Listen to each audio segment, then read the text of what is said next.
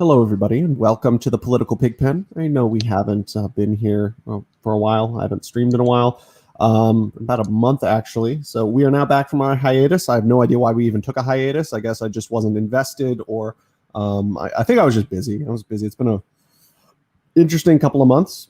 Either way, tonight's topic is we're going to be going over analyzing the past 4 years, 2017 through early 2021 of Donald Trump's presidency. I'm talking about the good, the bad, the ugly, and more or less what we think that his legacy is going to be in coming years. Tonight we have four guests with us. Alkazai, of course, as to be expected. My unofficial co-host is not here yet. He is always late and he always leaves early. However, he'd probably say that he's neither late nor early, and he arrives precisely when he means to. He's like the neoliberal Gandalf. But either way, tonight we have with us currently 21st Reaction, Ray Murasami, George K., all of whom are returning. However, I believe this is George's first time on the Political Pigpen. But we'll start with introductions, beginning with the 21st Reaction. Not the 20th reaction or the 22nd reaction. I don't know where the other 20 reactions are before him. But we have the 21st reaction with us. How are you doing this evening?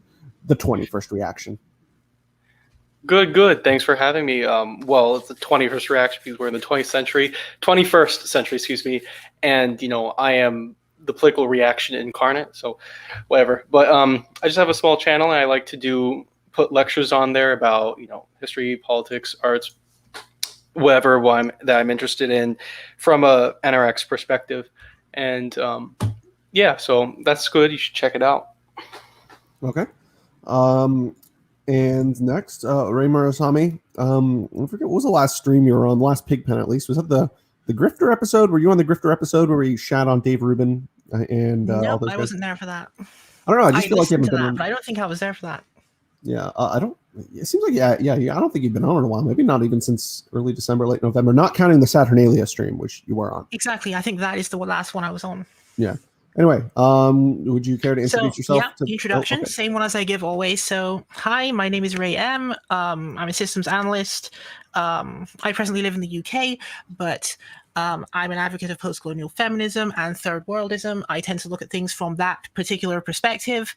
My Twitter account has a lot of commentary that I put out, and sometimes I'm just retweeting news articles. Recently, it's been not that active, but you'll find that I'm still doing stuff.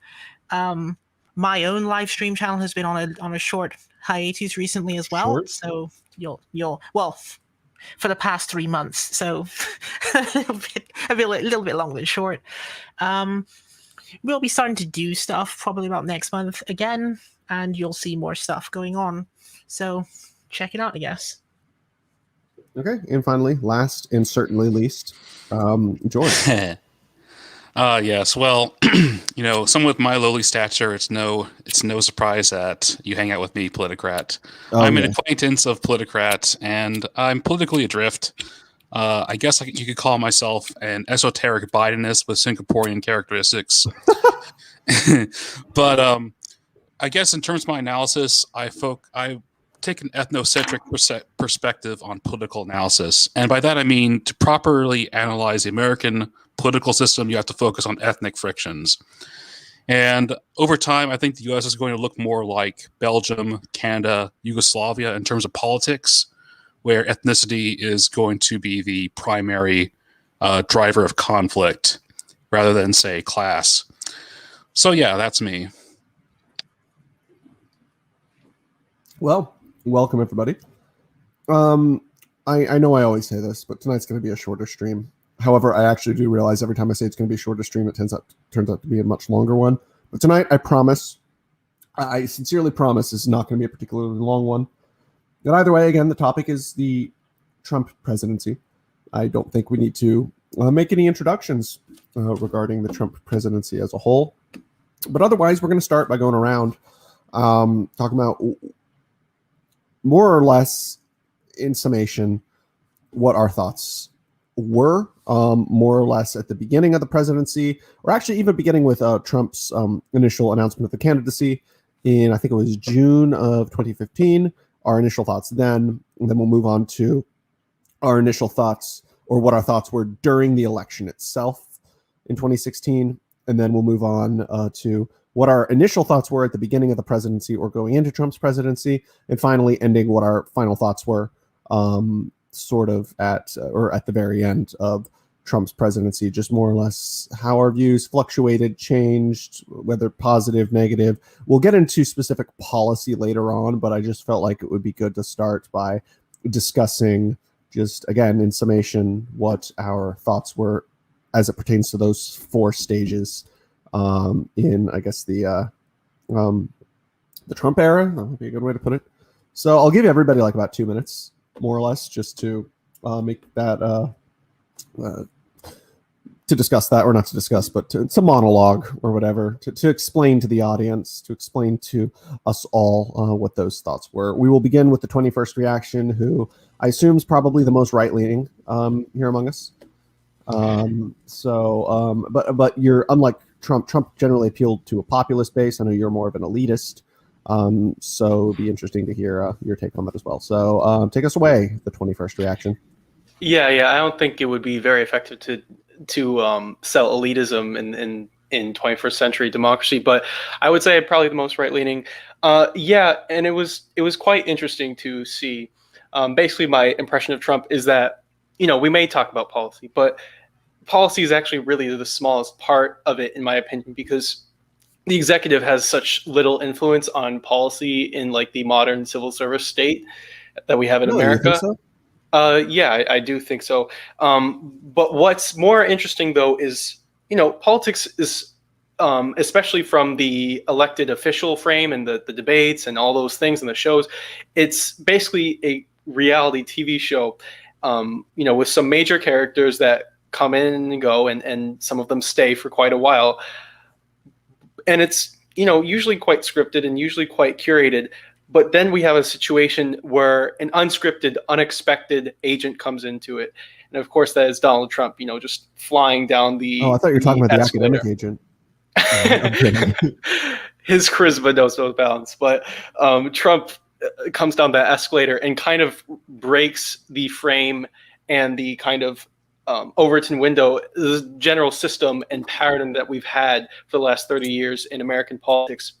And that's probably the most important thing about him, is he was a great showman, and he exerted that showmanship in some effective areas, and really taking people kind of out of the system more than they ever would have or would have been if he wasn't there in the reality TV show. He's this guy saying these unscripted things that, might make the peasants, go down bridges that they wouldn't have gone down. So the elites were very worried about that. And I just think it's impressive that, that kind of person ended up on television. So I think that was essentially the effect of Trump. It was adding to this reality TV show in a way that took some people out of it. Those were your initial thoughts, but what about by the time that he was elected, or at least leading up to the election in 2016? And then, what were your thoughts going into the presidency, more or less, as or after he was elected? I guess reaction to his election, and I guess sort of early on in his presidency itself. Well, of course, my point here isn't very unique, but it was indeed shocking. It was quite a serious upset. I did think that he was going to make a difference on immigration and actually kind of change that front for the next administration. Although that didn't pan out later on. I did think that he was going to. Did expect that there was going to be this bully puppet president that would be on TV all the time, kind of wrecking the frame and saying these unscripted things, and I wouldn't say radicalizing the peasants, but pushing them farther than where they are now. So that's what I was really expecting at the time, and of course we know now that that didn't really pan out. But it was quite an interesting time, because I thought there was actually, for once in a lifetime, there was a consequential election there. Right. Finally, what were your thoughts by the end of the Trump presidency? He turned out to just be another out of touch boomer. To be honest, he did say and do things that were outside of the usual typical party line Republican that was in there. But in general, he didn't know what he was up against, and he basically didn't know how little power he had, or at least he didn't show that he was aware of that. And so it was this kind of puppet dance of the usual trick for them is to say, oh, I'm really fighting, I'm really doing a bunch of stuff, while not admitting to what they can actually do. And he did that same song and dance that they've done for so long now. So I mean, I don't know where they'll go from here, but it seems like it'll be a return to normalcy. Okay. And Ray, so again, just what I talked about him. So there's four different moments. Describe each one. First of all, when he first announced his candidacy, your initial thoughts, and then going into the debates and the election itself. Okay. And then, I'll do the first one first then. So, okay. I mean, this is one of those things that I thought was quite interesting about the way you're asking these questions, because the beautiful thing is I was doing just recently is I went back on my social media and scrolled all the way back to the time period and found that most of my predictions actually turned out to be correct about what kind of person he was going to be. So when I first saw him, there were a couple of things that stood out to me immediately. First off, he's going to do this appeal to nostalgia thing that Americans seem to have been in the mood for at that time, right? Because he's almost like he stepped directly out of the 1980s or something and started acting. He started allowing baby boomers to kind of like act out their 1980s fantasies that were not fulfilled through the personage of Donald Trump, right? Because they kind of want to be him in some bizarre way. So that was the first impression that I was getting off of the way that people were reacting to him. And then of course there's the policy, because I'm not going to just do like amateur psychoanalysis on the guy, because that's not even my field.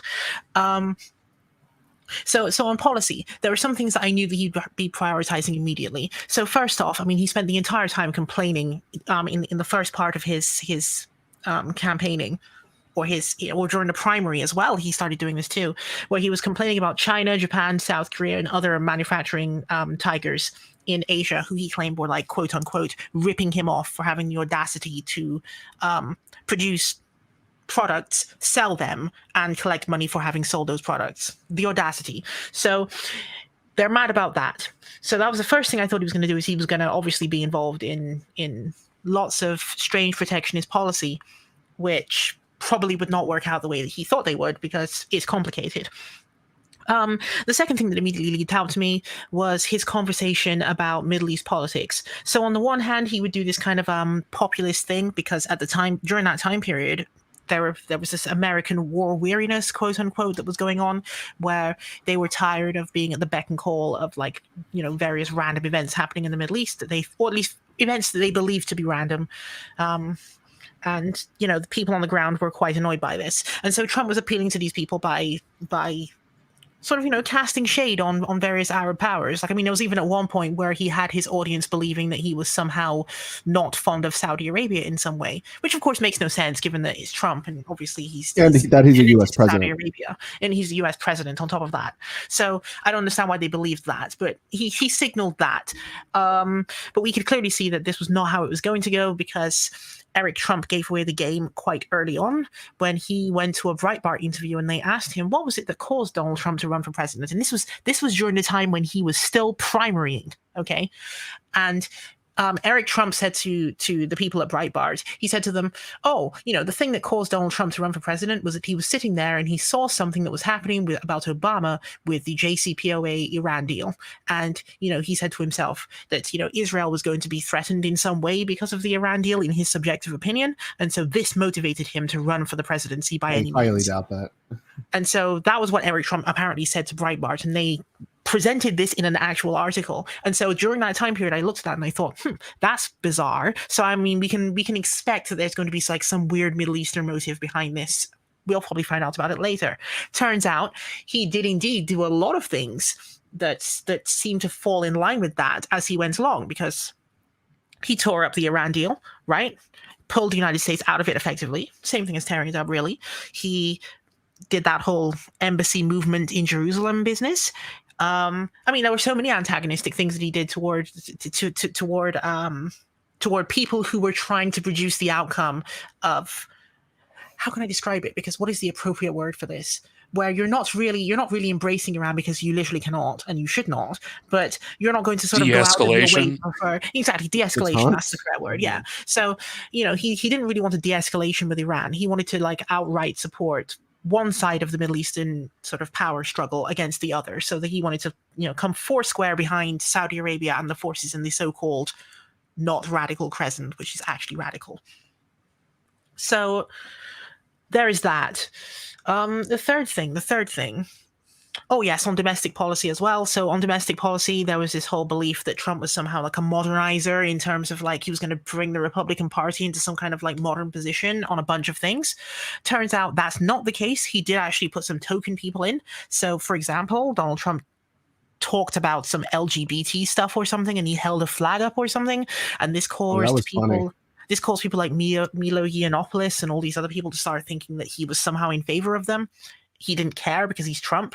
So he ended up appointing, what's his name, Richard Grenell as like ambassador of something or whatever position you put him in. No. Ambassador, was it Germany? No. I think he was German ambassador, but then he appointed him to the head of like some international commission to fight against like LGBTQ discrimination in the Middle East, something like that. And then they managed to like accomplish like pretty much nothing during that time period. So that was hugely funny. And then people were like, "Oh, well, what have you actually done?" And then they responded by saying, "Well, Richard Grenell exists," which is kind of like not really an argument for anything that has been accomplished. So that was ridiculous. There was another thing that he talked about consistently. Oh yes, the wall. So there was also supposed to be a wall that was supposed to happen on the southern border. So obviously his supporters were extremely enthusiastic about the construction of said wall. The wall does not exist. It still doesn't exist now. It was never getting built. It just wasn't going to happen. But there was a lot of rhetoric about it.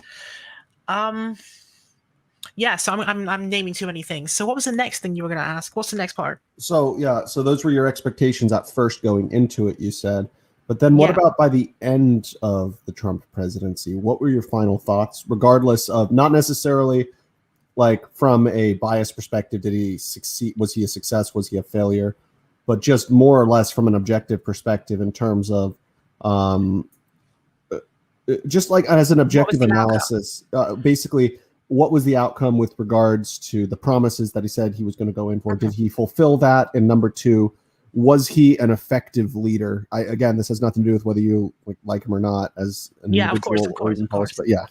So I'm gonna try to sort of put myself in the neutral their shoes and imagine that like I'm not making a value judgment, but I'm just like, did he effectively accomplish the things that they thought he was going to accomplish? So I mean, there were some things that were curveballs. So for example, people didn't anticipate that there would be something such as a COVID-19 pandemic. Obviously, no one can predict something like that. That was badly handled, obviously. A large number of deaths where they shouldn't have had to have been that number of deaths because the United States is supposedly a first world country. It had 5 weeks of pre-warning, and then somehow it still ended up the way that it did, with a worse death count than the place that was at ground zero. I mean, how does that even happen? So there's that. That's objectively bad. In terms of the business with JCPOA and Iran deal, I suppose he succeeded at doing what he set out to do on that, which was that he just doesn't actually like the idea of having a de-escalation with Iran, so he didn't de-escalate, and the United States remained outside of the Iran deal. So that was done. In terms of this trade stuff, I mean, I think that's the threat that people thought was being posed to various countries as a result of this trade war that Trump wanted to start or initiate or continue, depending on how you want to look at it. It didn't really do that much damage to the intended target. Like, I mean, he spent a lot of time invading against, a whole bunch of countries, Mexico, China, at one point South Korea, and so on. But these countries did not actually take the damage that he thought that they should have taken, because he didn't actually pursue policies that would have caused that. Like, they just did it wrong.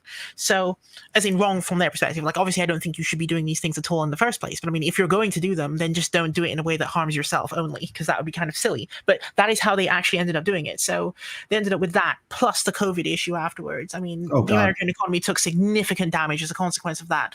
And, you know, in a way, he's actually empowered his opponents. Not only that, but he caused a disintegration of what was an American-centric international order.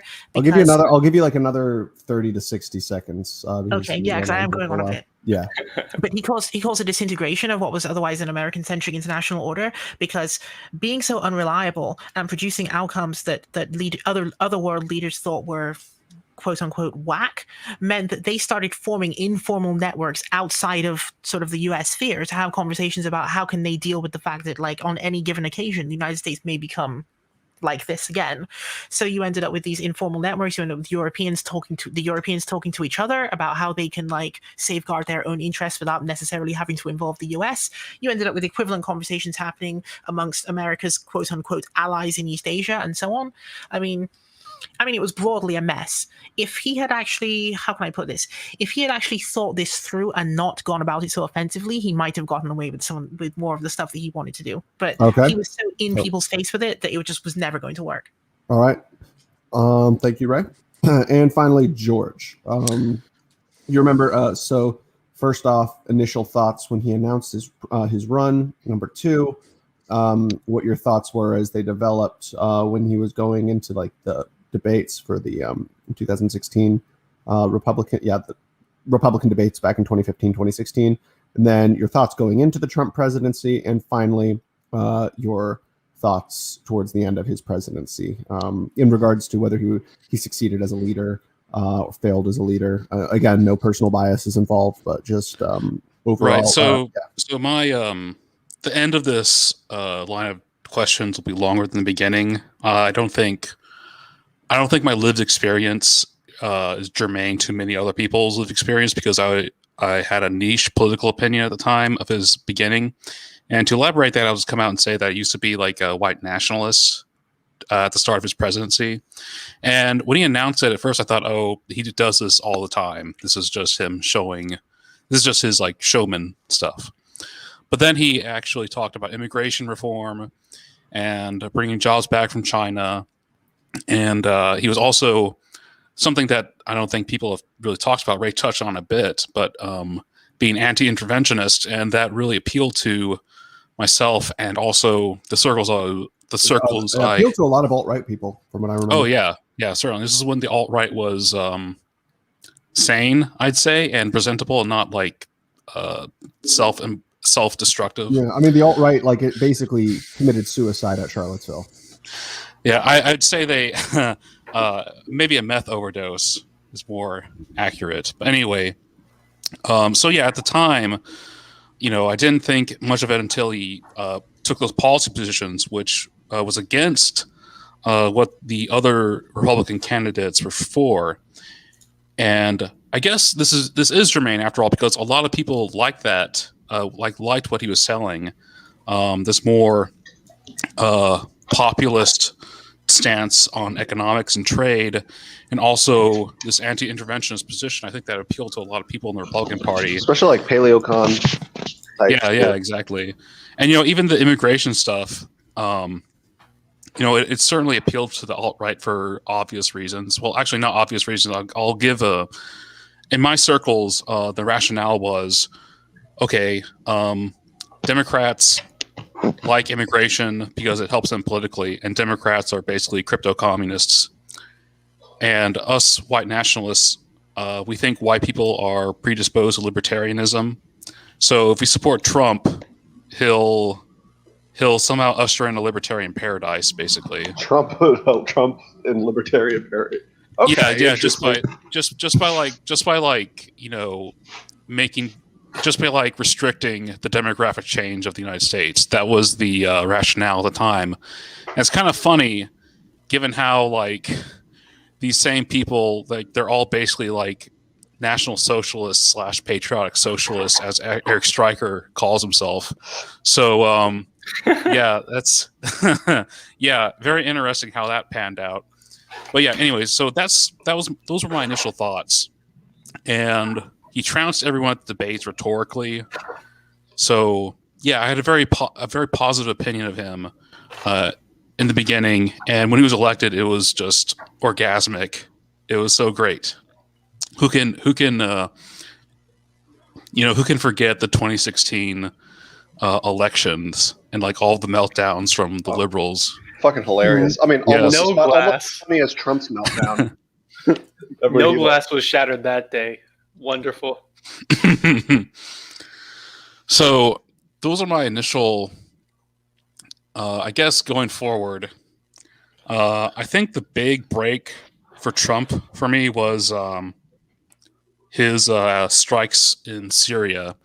Now, in retrospect, you could say, "Oh, he just like sent 50 cruise missiles or whatever munitions he dumped on Syria." He basically like blew up an airstrip in Syria. Yeah, that was April of 2017. Yeah, that was that was the moment too where I decided that Trump's not that great. yeah, and if you want to defend Trump, you could say, "Oh, that's not really a big deal. It doesn't actually affect the Syrian ability to deal with their rebels or the terrorists within their borders." You could say that, but the matter in principle, at that point for me, I started viewing Donald Trump as just like another standard Republican president in terms of governance, and also another. He didn't really do anything domestically except for tax cuts. Now, granted, people malign the tax cuts for going primarily to the rich, but they were actually a broad-based tax cut. But other than that, I could get into this later. His domestic policy was rather ineffective at best, and he made some poor decisions, I think, in terms of criminal justice reform. And I don't know if you're going to ask us his legacy or the effects of his policies. We'll get to that at the end. Okay, yeah, I could save that for the end then, because the rest, all my notes pertain, all of the notes I took before this pertain to his policy effects and his legacy. Okay. And I guess to give my opinion as to how the Trump presidency turned out, my notes are titled "Donald Trump Failure." So. Okay, so that's a good summation of that. So for me, I'll just be brief for a minute. After he announced his candidacy, so Trump always historically had a tendency of being, I mean, I know initially he was a Democrat, but had a history of being at least like a moderate, more or less. And so that's basically what I thought Trump was going to be. And I knew he was an outsider when he announced it. Like, yes, finally, we have somebody who's going to come up and shake up this establishment. And so I wouldn't say I was a Trump supporter, but I was a lukewarm, passive, kind of like, okay, this could be interesting. But then he started in the debates. I saw how much of an asshole he was. I'm like, yeah, he's not like a good representation of America. I mean, he basically does embody the typical American in a lot of ways, and that's not a good thing. At least just in terms of Trump represents the zeitgeist of that period, and even in some ways the period we're in now. So I guess he kind of was an appropriate fit. But so I did not think he was going to be successful at first. And then I saw all of these Republican cronies, basically their coffers drained. They started dropping out. And then we came to a point in May where it was just Trump, Cruz, and Kasich. And I was actually a Kasich supporter at the time. And so then Ted Cruz, smarmy Ted Cruz, he just drops out one day. I'm like, oh, okay, now it's just Trump and Kasich. I think Kasich, it's 10 years ago, Kasich would have gotten the nomination. But then Kasich, 24 hours after that, drops out. I'm like, oh, shit. And I still, at that point, didn't absolutely hate Trump. I thought he was a dick. I thought he was entertaining as hell. I still think he's entertaining as hell. But then come by August, I was like, okay, yeah, no, I called it for Trump by August of 2016, even though people were saying no. Trump wins, of course, November. I'm like, okay, I'm open-minded going into this. Like, I mean, I'm not going to spurg out.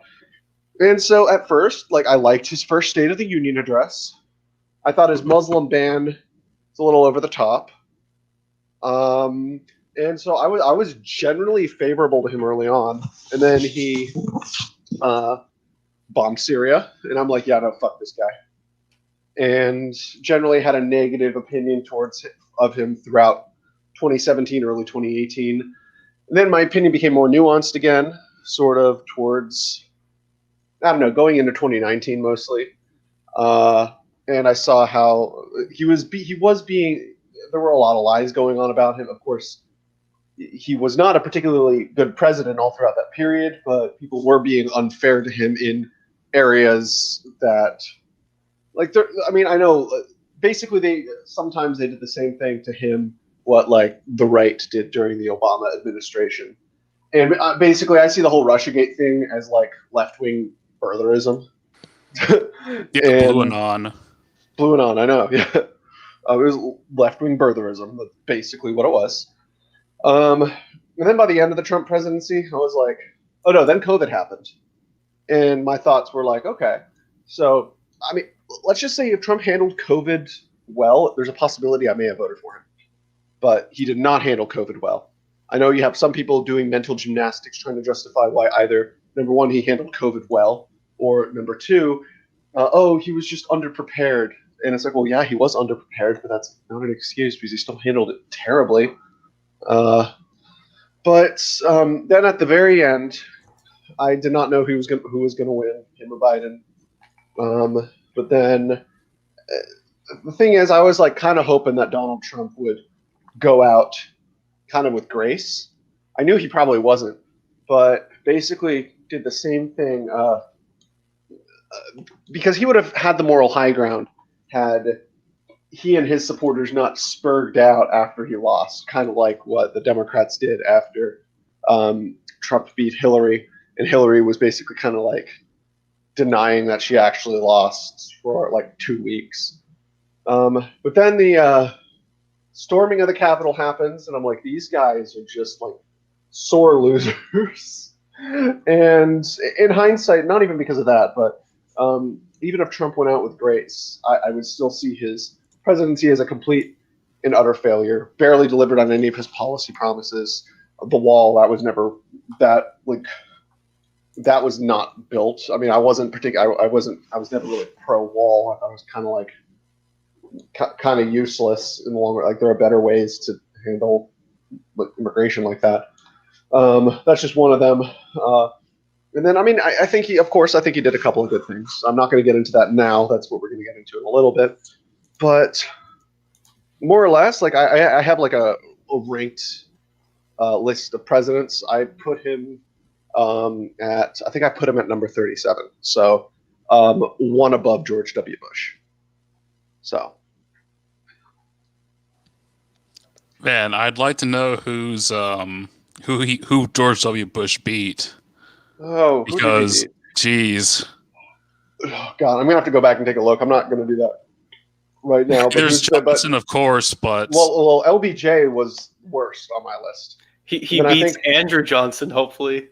Andrew Johnson was also like number 40 something. I forget if Wilson was. I think Wilson may have been. No, Wilson was definitely worse.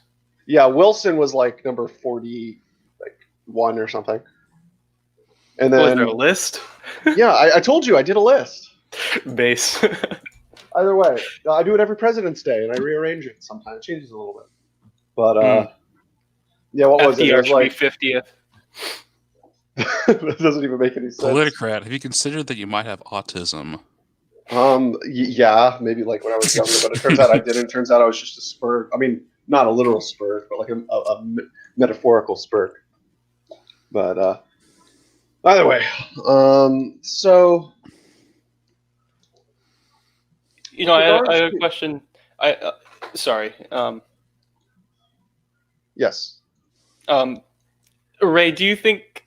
I mean, guys in general, but do you guys think he actually had much control over the foreign policy, or he kind of came in there wanting to do the less de-escalating intervention in all these areas of influence? But I don't see how the JCPOA. I mean, without Trump, I think the JCPOA would still be there. Yeah, basically. I mean, in the case of that one, I mean, the people who he was in charge of, they didn't want to remove it. He did. So I mean, Then- on that one, you literally can't even. It would be impossible to actually blame like staffers or people at the State Department or etc. This is not to say that these people are fantastic, but on that one, like that was totally not them. That was literally the Yeah, administration. like, do you think did Trump actually choose, like, Bolton? Basically, I think Bolton was probably the single worst person in Trump's cabinet ever. Like, basically, Bolton was so bad, he made Steve Bannon look like George Washington in comparison. Like, Steve Bannon's better than George Washington. I'd have a beer with Steve Bannon. I don't agree with him on his politics, but I definitely agree with him on his metaphysics. Let's just say that. But either way, I think. I have a bit dedicated to Trump's foreign policy stuff. Well, not a bit. Well, actually, yeah, a bit. What do you mean by bit? Like a comedy routine? No, not a comedy routine. I just have some commentary on his foreign policy. Oh, yeah. And I guess to surmise it, like, regarding the JCPOA, yeah, that would still be around if it wasn't for Trump. But for other stuff, I think he might have. I think he was honest in saying they didn't want that. He thought that Iraq was a mistake. But we still have the United States still like did stuff overseas. He wasn't. I think people defending Trump and saying, "Oh, we didn't declare any more new wars," or he had less drone strikes, or any of the other stuff. Some new. If you actually investigate it, it's not so rosy a picture. On the drone strike issue, he actually revoked an Obama era reform that made the United States list civilian casualties for drone strikes. So if it seemed like drone strikes became less lethal during the Trump presidency, well, there's your reason. In regards to not starting any more new wars, the counterexample of this would be, random headlines you get one day. You like wake up, have breakfast, you turn on the television or watch the news, and then you'll see this random headline that says CIA operative killed in Somalia, or U.S. troops killed in Niger, or yeah, it's like, why are they there? Yeah, exactly. They're just doing stuff. There is a shadow war going on in Africa, though. We need to remember that. Yeah, so this anti-interventionist line or defense of Trump, we still have like people overseas like conducting the so-called global war on terror. Well, yeah, I know. The empire, like, he's not going to come in and like disband an empire that has been in like this machine mode for a century. My impression was that he was intending to pull out, or at least take troops out of Afghanistan, but his staffers in the deep state kind of like distracted and manipulated him so that he couldn't do that. Yeah, no, Ray. I remember. We had a stream. That was the repugnance of the way that he went about this as well. Because, I mean, think about it this way: in the cases where he continued to engage in things, or just without saying it on the news, that he was doing a new opening of a new conflict in some location, like you just have like. The headlines you talked about, these would be things where he just wouldn't mention them. And then on the ones where he was doing things like openly and in public, he was doing it in such a way that it would actually result in the worst case outcome. So, for example, this hasty withdrawal thing from Afghanistan, I mean, if you're in there and you're stuck in there, then removing yourself from the situation while the Taliban is not defeated is just going to result in them continuing to exist and do bad things. But then at the same time, you also had Donald Trump refusing to remove himself from supporting Saudi Arabia's actions in Yemen, which meant the United States continued to effectively stand alongside Al-Qaeda in the Arabian Peninsula. So it's one of those things where if you were like an alien and you came down from Mars and you would just look at like Trump's foreign policy, you would conclude that it is not that he is removing himself from conflicts, but that rather he is seemingly accidentally helping Al-Qaeda for the entirety of his presidency. Yeah, I disagree. You see, I'd actually argue that by default, Trump's foreign policy was not good. I will say that. It was not good, but I think by default, he had the best foreign policy since Richard Nixon.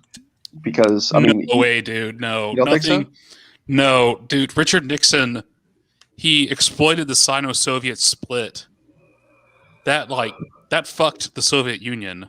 Mm. Like, getting China on America's side, that opened up like thousands of kilometers worth of new territory the Soviet Union had to, that further isolated Russia, that put 1 billion people against Hey, Russia. Again, I didn't say his foreign policy was good, but I said No, by but you default. compared it. I'm sorry. Okay, yes.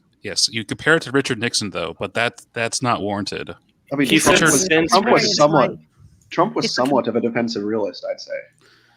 If you had, I mean, you can't really put any sort of ideology like Trump. If Probably you doesn't asked do- Trump what a I mean, defensive realist was, no, he probably Trump wouldn't wouldn't know what even be able to tell you no, what it is. I was about to say Trump probably does not know what defensive realism is, but in terms of like how he went about it, and he pretty much winged everything, but how he went about it, that would be the closest thing that he would be a defensive realist, I would say. Again, his foreign policy wasn't good. He increased drone strikes, number one. He basically, when he said he was getting us out of all these places, he just shuffled troops around without really, like in suboptimal ways as well. yeah. It's funny. We were on the verge of a peace treaty with the Taliban, but that's because Trump gave his diplomats free reign to promise the Taliban whatever they want, and he only pulled the rug out from under them when he found out what the terms were. Well, what was that? I don't remember what those particular terms were. It was very generous terms to the Taliban. Of course, Trump couldn't have that. Again, this is like, oh, okay. So for us, it's like, oh, we had troops in Nigeria. I didn't know, or not Nigeria, but Niger. We probably have troops in Nigeria too. But we don't know that we had troops in Niger until we found out that some guys got killed over there. And I think that Trump has this same absent-minded attitude toward foreign policy. He just lets the empire run autopilot. And the only policy discussions we have about this is that the media cries about Trump saying oh, the troops we sent to Niger are mostly black because they can relate to the civilians better. And then there's this big row about Trump being racist because of that comment. I don't even remember that. Yeah, there you go. That's American foreign policy for you. In 20 years from now, people will probably treat, I don't know, maybe not Iraq will be remembered like our interventions in Haiti or the Dominican Republic. People your average person probably doesn't know about that. But George, perhaps we're at the point where, like you said, the empire could run on autopilot. The administration and the people that actually go through with all the policies, foreign and domestic, could basically go on like a machine without a head, without this figurehead at the top, having these media spurgouts or whatever, and just calling attention to things, but never being able to get through the policies they want. Oh yeah, and there's some examples of that in domestic politics too. We could talk about that later, but when Trump, one of his swan songs was banning diversity, inclusion, equity training, or woke shit in government training.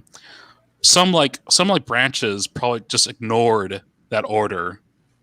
Exactly, that's how it is. There's no all these underlying branches have existed since the New Deal. Well, not all of them, but most of the core ones have existed since the New Deal, and were created by the legislative branch.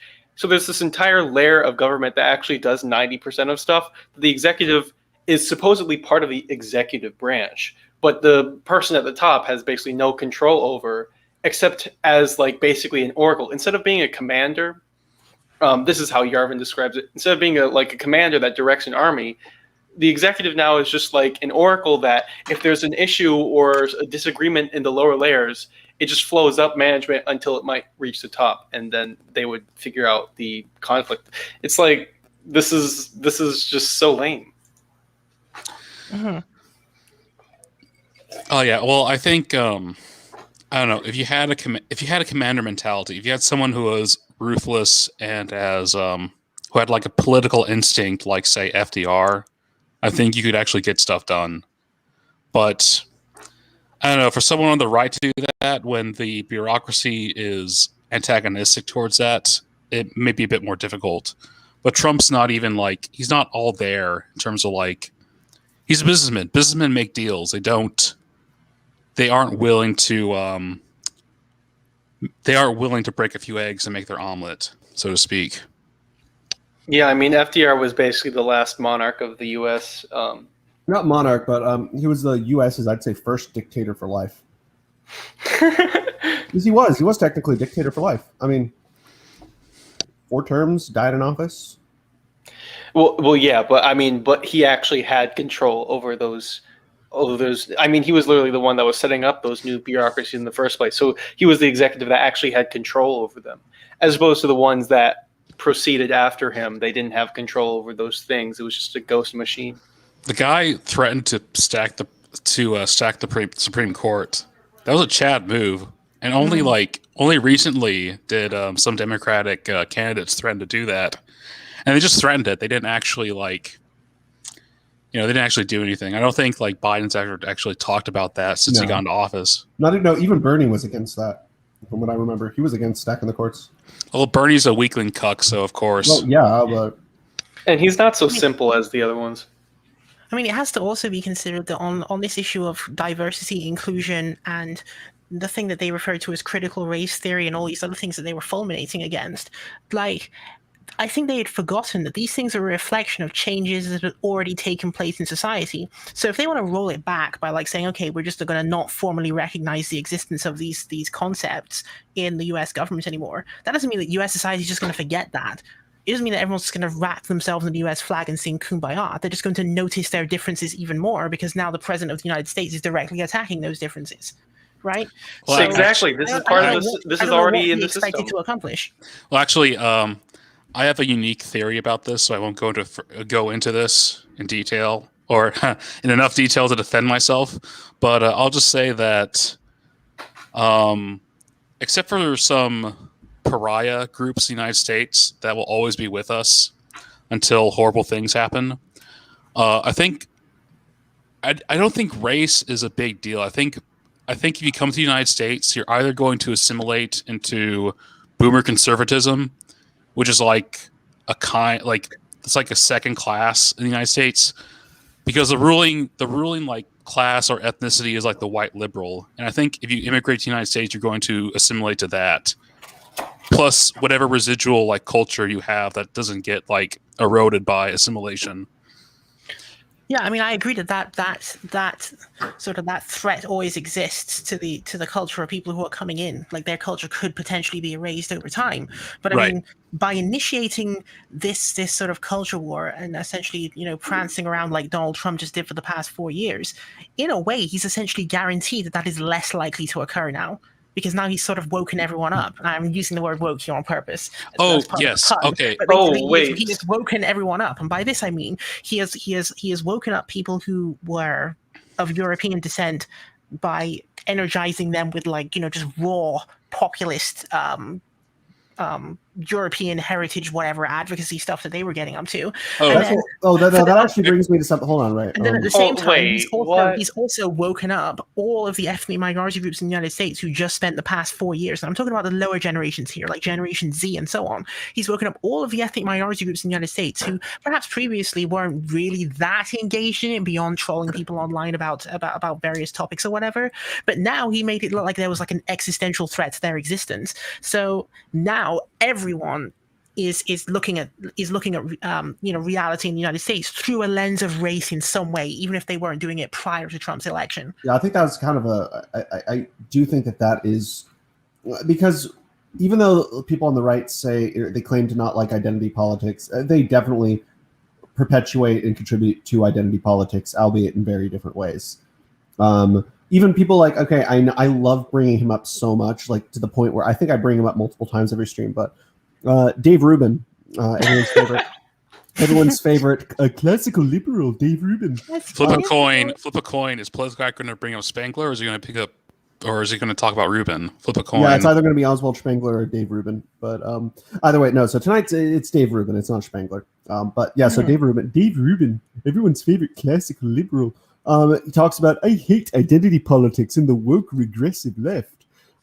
Yet at the same time, he talks about, I am a gay conservative and I represent them. And I wish that he does all these mental gymnastics about I wish I can't even think of an example right now. There are so many but he always talks about his identity, and it's about my people, the gay conservatives, are not represented, and that's tyrannical because I'm an individualist and the left are collectivists. Like, reminds me of that one that people were making fun of when Sargon of Akkad went down that arc as well, when he was talking about what was it that somehow classical liberals are different because they're a collective of people who believe in individualism, and I was just like, okay, okay. Oh, and elsewhere he says that the English are an inherently liberal people. I wouldn't disagree with that, actually. Yeah, it's quite unfortunate, but yes, it is. but I don't. Okay, I'm gonna push back on Ray a little bit about the critical race theory and all that other stuff that we were talking about. My interpretation of him like saying, "Oh, we're not going to do these classes for the government employees, diversity training, CRT, all that kind of stuff." I interpret that as basically, oh, it's like, okay, so the enemy team has been like pillaging like 90% of the territory for like 3 generations, and then you give a little whimper out, pointing out that they're doing that, and like saying, oh, don't attack this one building that you haven't pillaged yet, whatever, when it's already so ingrained. So I mean, I kind of agree with you that basically it's ingrained into the system now, and it's like pointless boomerism to try and repeal like small symbolic things like government employees not even taking classes on it. They're the ones that like rally for this stuff. It makes no sense for him to do that. So I understand that, but also what I don't get is someone that is literally in the 2020 debate unwilling to say that he said euphemistically that it completely dehumanizes a certain group of people, and he was unwilling to even say it was anti-white. He was unable to say the word in a public broadcasted debate. So that he's not even willing to say that, and he increases his Hispanic voting share among the based working class Hispanic men in his second election after he supposedly inflamed everything. I just don't interpret that as like some kind of ascendant like identitarian wave. I interpret it as what you said before, as 80s boomer nostalgia.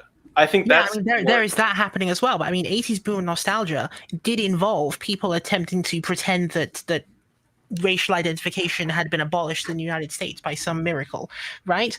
So I mean, that's part of the nostalgia that they were trying to invoke. But I mean, on the Hispanic thing, I mean, with the strange Hispanic numbers that were coming out during this time period, don't forget the category that the Americans refer to as just quote unquote Hispanic is actually something that has a wide range of different groups represented within it. So I mean, if he increases his representation among Hispanics, I mean, the first question I think that many Hispanics might ask would be like, is that white Hispanics or is that some other kind of Hispanics, right?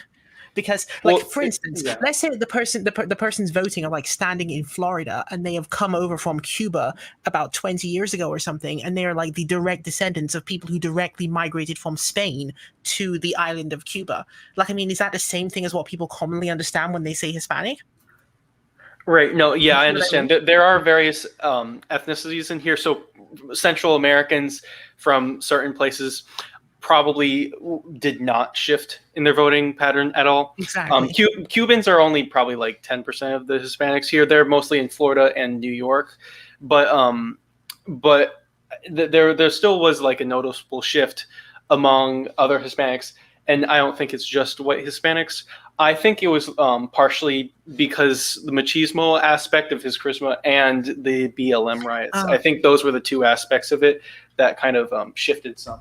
Like, basically, I feel like he, like, the Cheech from Cheech and Chong, like the character, like he seems like what I'd picture as a Hispanic Trump voter. Yeah. Well, yeah, they did not like the BLM stuff. I mean, if you even look at the numbers within Democratic voters, so the whites and blacks like it, and then the Hispanics, like 40% of them did not like that. And also, yeah, we need to remember also that some of the people in the United States who are most against and vocally against illegal immigration are legal immigrants. Oh yeah, there's also yeah. We should also mention yes, the thing they refer to as the pulling up the ladder effect, which is that when people have migrated into a location legally and through the quote unquote usual channels, they start to view their position as being validated by that fact, and then they begin to resent the people who they perceive as ruining it for the rest, Yeah. quote unquote, because they have done it via the In non. many ways, I've also noticed that sometimes immigrants, and I even mean illegal immigrants too, but I've noticed in some regards, immigrants can be more patriotic than the natural stock of like a country, or the United States doesn't really have a natural stock in the same way like Germany or whatever does, but just in general, the native population, at least at the point where the United States is, I see more patriotic Latinos and like Arabs who are U.S. citizens, both first generation and second generation, who are more patriotic than like white upper middle class liberals who like I've more or less grown up around. It's interesting. Mhm. Yeah, and on the Yeah. the latter effect, again, you point out earlier that Hispanics are a diverse group and they don't view themselves collectively. You have to realize that not even just like Mexicans viewing Central Americans as like strange and or maybe even like subhuman if they are bigoted. It could be that they're also like different dialects of Spanish that might as well be like different languages. So yeah, this idea that Hispanics are all one group, it complicates your interpretation of I think it's like that with all racial and ethnic groups. Like same with like Europeans, like Anglo-Saxons, very different than like Italian. And then on an infinitesimal level, it I guess you're goes right. down It's even just further. Like it's something to bring with Tuscans are different Hispanics than though, just Sicilians. because like the popular conception of Hispanic is like a Cheech mestizo and when that's Chong. not all the that's not all the case though. Like Yeah. you have like ethnic Italian Germans from Argentina and Exactly. Amerindians from Mexico being the same people because they're Hispanic. That's like absurd. It's more of a lingo cultural thing. Shall we bring back the South American colonial terminology to help clear things up? Yeah, no, let's not do that. I mean, I would not recommend bringing back that terminology, but I mean, there needs to obviously be an awareness of the fact that they view it in a way that is very different from how North America perceives them. Yeah, I think the Spanish colonial caste system made more sense than America's racial caste like category system. Yeah, I disavow that caste system in Minecraft. I disavow all caste systems, except feudalism. But what about like Indian caste? Oh yeah, that too. That's the other one. You see this one happen in the UK all the time as well, where sometimes you'll have UK commentary on South Asians specifically, or they'll even expand it because in the UK they like to actually like take everything east of the Khyber River and just say that is all Asia, right? And so you'll often see this massive category Asia, and then they will they will ignore the differences within these things at crucial moments when the differences like super duper matter. So I see the United States sometimes as that same thing when they're talking about the Hispanic category. Yeah. Sometimes it is okay to use these gigantic macro categories because it may be something that applies to the entire group as a whole, right? Or the entire macro group as a whole. But then there are other times when it just doesn't work. Let's get back on topic though and talk about Trump with regards to his overall policies. I should have given this to you guys beforehand, but even if it's from the top of your head, what do you think Trump's 5 best policies and then Trump's 5 worst policies? Oh, can I start this off? I have a list of like successes and failures. Go ahead. Okay, so successes. This wasn't a specific policy, but poverty fell during his presidency. It fell to like 10% during 2019. And then, of course, it shot up during 2020 to like 2016 levels. But still, before that, poverty fell. Some commentators say that he gave an unheard part of America a voice. The Rust Belt voted for him rather than Hillary Clinton. And In that line, he also reinvigorated American democracy by increasing turnout to a historic level in 2020. Boo. And yeah, boo. Actually, yeah, Sorry. boo. Yeah, yeah. I was going to say that undermines illiberal or reactionary goals to undermine democracy, but he re-inspired people's participation in the system. He worked with Mexico to reduce illegal crossings into the U.S., and he cracked down on criminal immigrants in the United States through ICE. So that's, if you care about that, that's a success. He also renegotiated NAFTA and turned to the U.S.-Mexico-Canada agreement, and that marginally, that slightly changed NAFTA, but that was something that everyone liked. So I guess it's a success without going into the weeds on that issue. And this isn't really, depending on your perspective, like if you're a traditional Republican, this might not be a success, but for Trump, he turned the GOP into his own personality cult, which for him, that's successful.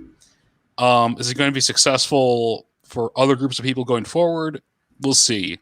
I don't think that's healthy for American politics. But man, I wish I had a personality cult. Don't we all? Yes. Yeah. So those are my successes. Does Settler have a personality cult, would you say? No, A small one. he tries to have a personality cult, but it's not really a personality cult. It's more like a multi-level marketing scheme.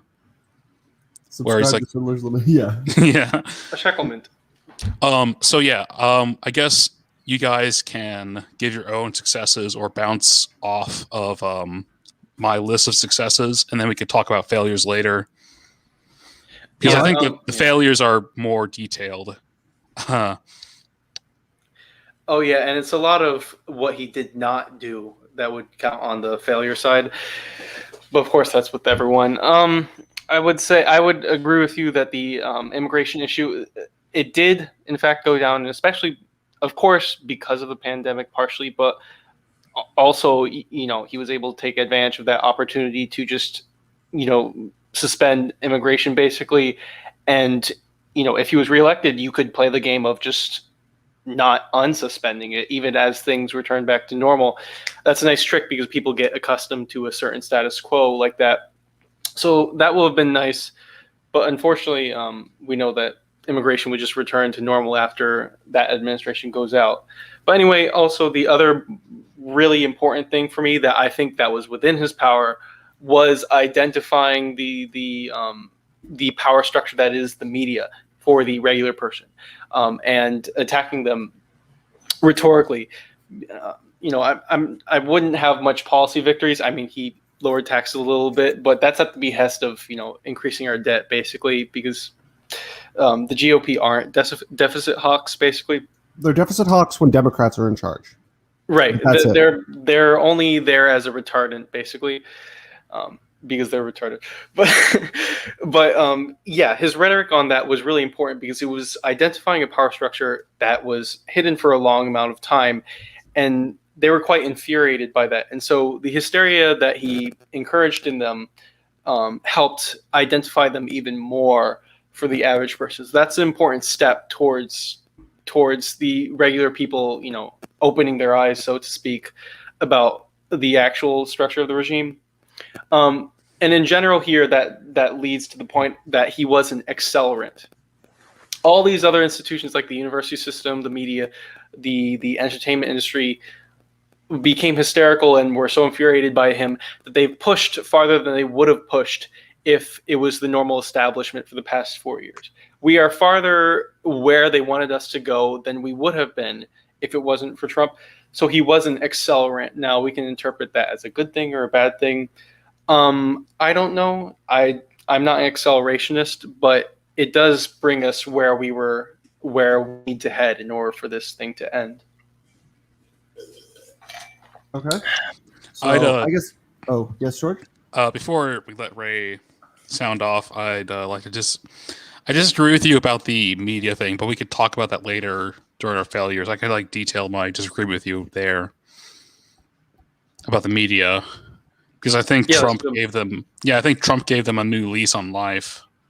But we can talk about that later. Okay, Ray. Yeah, I mean, this is going to be ridiculously short because for the entire time I've been trying to think of one thing where I looked at it and I thought, yeah, that was actually a pretty good job by him.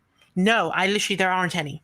There are no instances I can think of Not in at which all. Donald Trump took up a policy and I thought to myself, oh, fair dues, that was okay. Like, I can't think of a single one of them. They were either meh or just, they were either like, my response was either meh, doesn't concern me, or... Well, remember, I never said that's good. really I never true. said what good things has he done. I said what are the best things.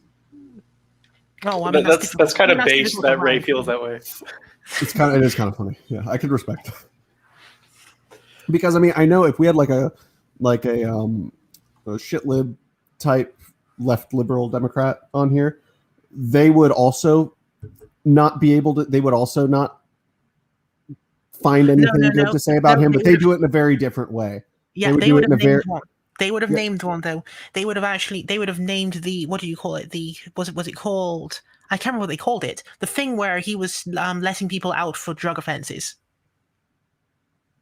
Would they actually say that? I because a lot of times I've noticed they stay silent on the things like that, like the good things that he's done, and they refuse. They say, "Oh no, it was mostly the Democrats that he finally agreed to work with," and it's like, Yeah, the picture of him with the LGBT banner, they would just ignore that or be like, "Oh, he's faking."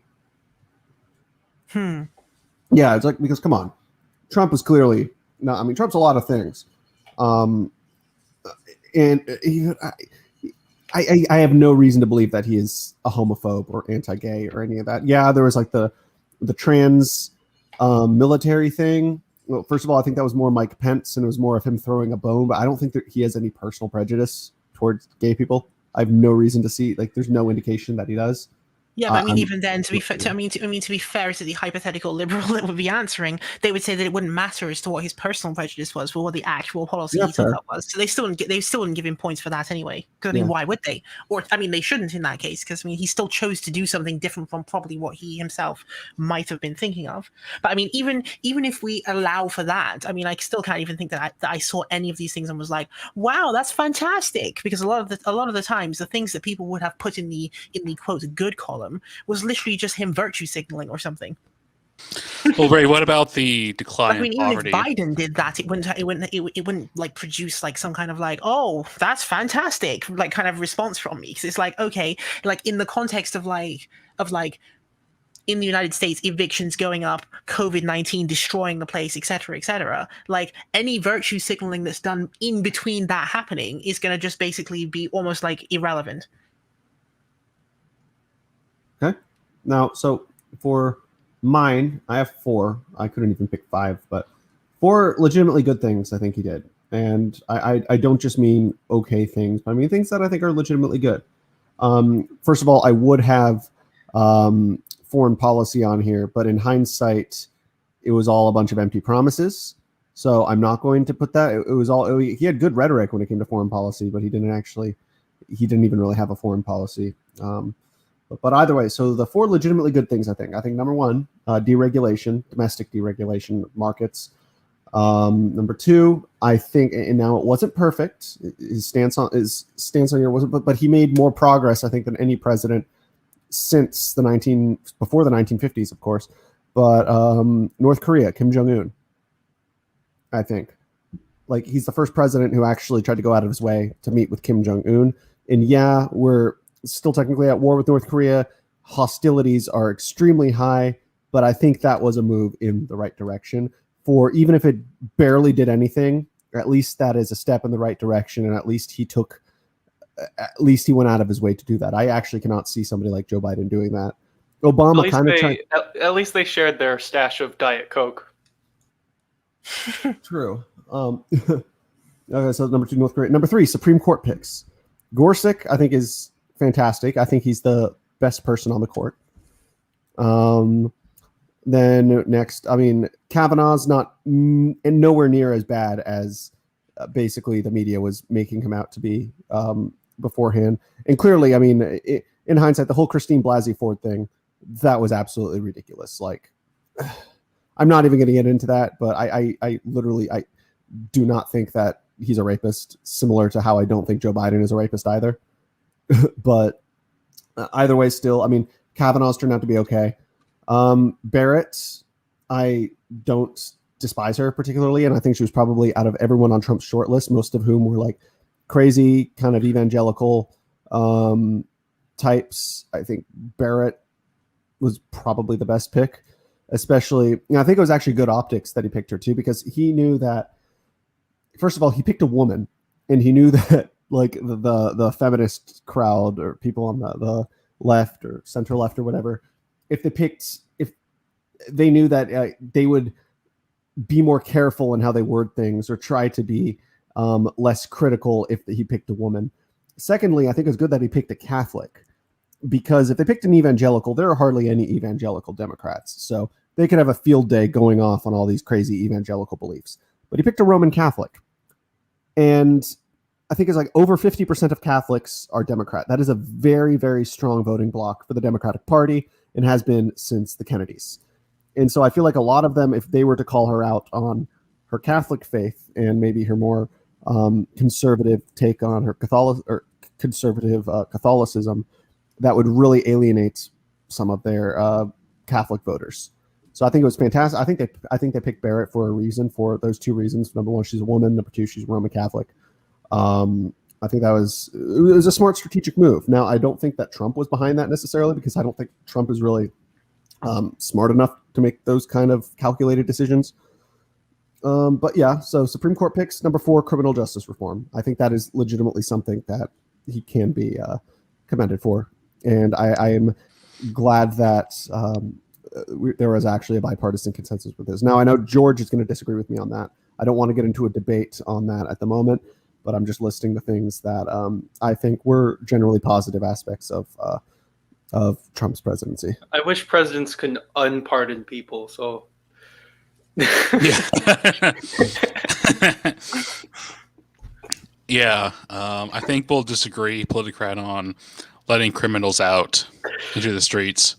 Put them back. Put them back. Yeah. So, I don't know, is there no more commentary on like his meager successes, or can we go on to the laundry list of failures? Yeah, honestly, I agree with Ray. It's so true. So anyway, coronavirus. That's a pretty big oopsie, to say the least. That's one of the oopsies I have on my list too. Yeah. Yeah. So you could say that, if he did anything, it would be called racist, fascist, or authoritarian, like his banning of travel with China. But, as Ron Emanuel said, never let a crisis go to waste. And Trump let a crisis go to waste. COVID gave him opportunities of literally buying himself a second term, but he didn't do it. So this highlights that he's not as, ruthless or in it to win it. Okay, so let me just interject real quick just to add something before I forget. But Trump is definitely an authoritarian. However, he's not. However, he is not a dictator. He's not because do you know why? Because he does not he definitely has dictatorial tendencies, but the thing is, he does not have the attention span to be a dictator. Dude, he's a businessman. He makes deals. He doesn't. He's not a killer. No, he doesn't even want to put people on house arrest when the liberal Leviathan state decided to lock people down. He doesn't even want to dictate that. He's like, yeah, where are the executive orders literally locking libs in their house? While he's no Pinochet, that's for sure. Yeah, I don't know. Maybe our standards for dictator are too high, Politicrat. No, I never said he is a dictator. Authoritarian. Maybe our standards for authoritarian are too high. How is he not an authoritarian though? Literally every single president. By definition, he shrinked back from exercising authority at any opportunity. So that was pretty much. And again, I said he had that personality. I say he had an authoritarian personality. I never said that. I mean, we don't even know that for sure. I don't know. Just some of the stuff. This way, he gets presented with the perfect opportunity to actually exercise some authority. He has a literal pandemic on his hands, right? I mean, it's literally Resident Evil 2 or something, and he's and he's like, you know what we're gonna do now in the middle of Resident Evil 2? Step on me, mommy. Exactly. We're just gonna roll Exactly. over. In fact, not only that, not only are we gonna roll over to the virus, we're just gonna be like, we're gonna. And the thing is, you can't even say it's a thing where he was like, sensitive on the racial aspect of it or whatever, because he did actually end up shutting down travel with China eventually. It's that he just didn't shut down travel with Europe and allowed all of the people in Europe who had been infected to continue to fly in on planes for an extended period of time with literally no quarantine. So it's one of those things where it's like, oh, and then of course there was Trump calling for the liberation, quote unquote, liberation of places that had actually gone into lockdown inside of his own country. So I mean, Yeah, so he basically was so deep into the boomer libertine kind of like, you can't tell me to wear a mask, you can't tell me to like, take basic steps to ensure that I don't die, right? He was so into that he just literally refused to do anything that involved leading in that situation. He was one of the crowd. So if he literally was part of the crowd rolling over, just ending up rolling over to our institutions of science trademark, TM, of rolling over to the WHO and the UN in terms of what the recommendations should be. It was pathetic. If we had a functional country that wasn't a democracy, probably would have been a bit more like Chi, where they actually just basically like, it wasn't the lockdowns in China wasn't meant to reduce the spread or to slow things down so we can prepare. It was meant to actually get the spreading rate down to ridiculously low levels so that it wasn't spreading to other regions of the country.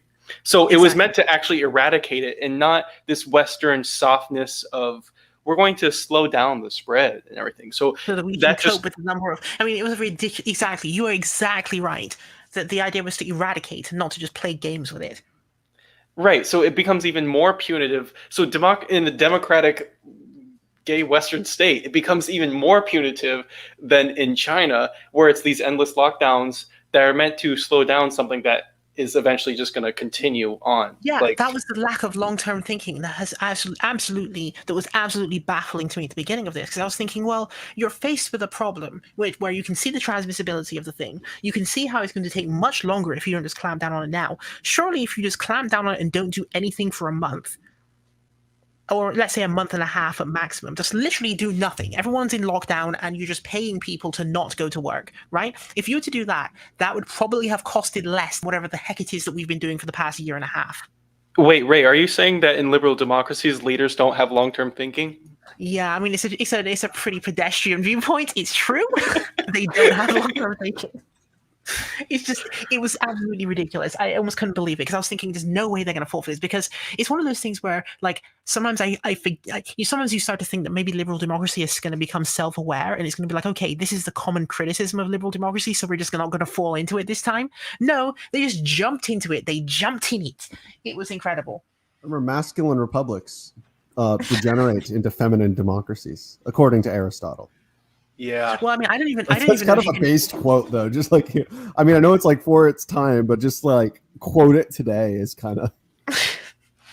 The thing is, I don't even know if you can like say masculine or feminine in this context, because I mean, the people who are doing the whole freedom to, I don't know, spit in a person's mouth or something during COVID or whatever. I mean, these guys were doing the whole "you can't nanny me" nanny state. So it was almost like it became part of. So petty. It was petty. It's like, dude, just wear a mask. Like, okay, exactly. Like, yeah, it's like, it's not hard. Yeah, it's annoying. I don't like wearing masks. I sometimes even question the effectiveness of what a mask will do. But it's like, I mean, it's like, that's not a hill I'm willing to die on. Exactly. Well, you know what? You're literally dying on it. You know what hill I'm willing to die on? The right to spit into someone's mouth. That's someone's kink, man, and don't kink shame. This is yes, I know that action. Politicrat is very conflict avoidant. I'll get you testosterone supplements if you want, but yeah, I mean the whole problem here is that basically they don't have no stake in the long term. So why think about the long term? Of course, that's the obvious critique.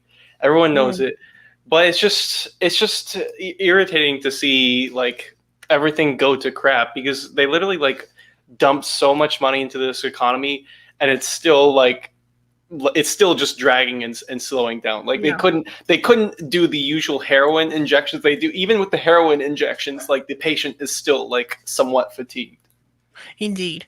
I mean, and the other thing is the absolute failure of lobbyists in the crisis as well, because you would think that like real estate lobbyists, the insurance and so on, all these people would have got together and said, okay, we understand that the Congress people and that the president himself may be like weird puppet creatures who just do what capital says to do. So like, why not lobby him to do a thing that will result in money not being sent up in flames?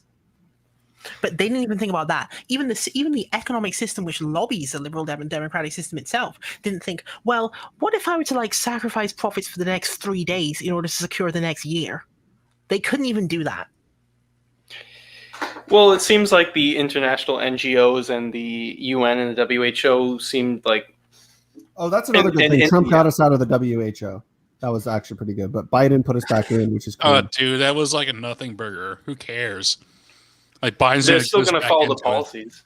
And also, they didn't have to. They didn't have to follow the weirdly sluggish rate at which WHO were handing out advisories either. Oh no, I'm sorry. I need to interrupt. We forgot the most important based thing that Trump did, and that is mandating that all federal buildings from now on have to be built in the classical style or Art Deco. But I mean, wasn't that pretentiousness manifest though? Oh yeah, I mean, Biden like reversed that immediately. No, I don't even think he bothered. I'm pretty sure he did. No, that's been reversed. Yeah, because Biden reversed that on like day 1 or something. What I find funny is Biden kind of ended up out-trumping Trump in some ways. Like Trump signed like 8 to 10 executive orders on his first day in office, which is unprecedented. Biden ended up signing like 24. Anyway, sorry. Ray. I do think that the architecture thing was a very strange thing for him to do, because I mean, there's probably something symbolic about it from his perspective.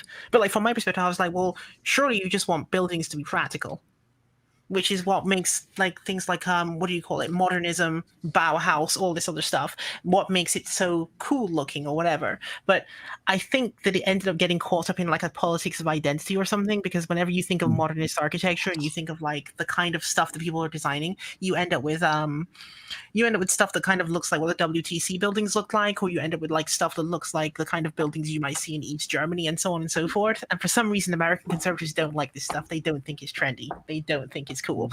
They want everything to look like you just came out of ancient Greece or something. Good. Yeah. Which, I don't know if they've noticed, but the American continent is not even near to where ancient Greece is. Like, why should everything look like that? I want to make it look like medieval Europe, so that would be cool. No, honestly, even 1920s New York City, the Art Deco, that's pretty cool. And just so you know, I would rather, as my constituents, I'd rather have 1920s new woman suffragette voters rather than 1990 boomer men. You know what? They did have more They did have more balls than 1990 boomer men. Anyway, bad failures. Yeah, bad things. So, let's see. I'll save that for later. I think I'll talk about something that's, everyone can talk about: salvaging the U.S. global empire. Trump enlarged the gulf between Europe, NATO, and America.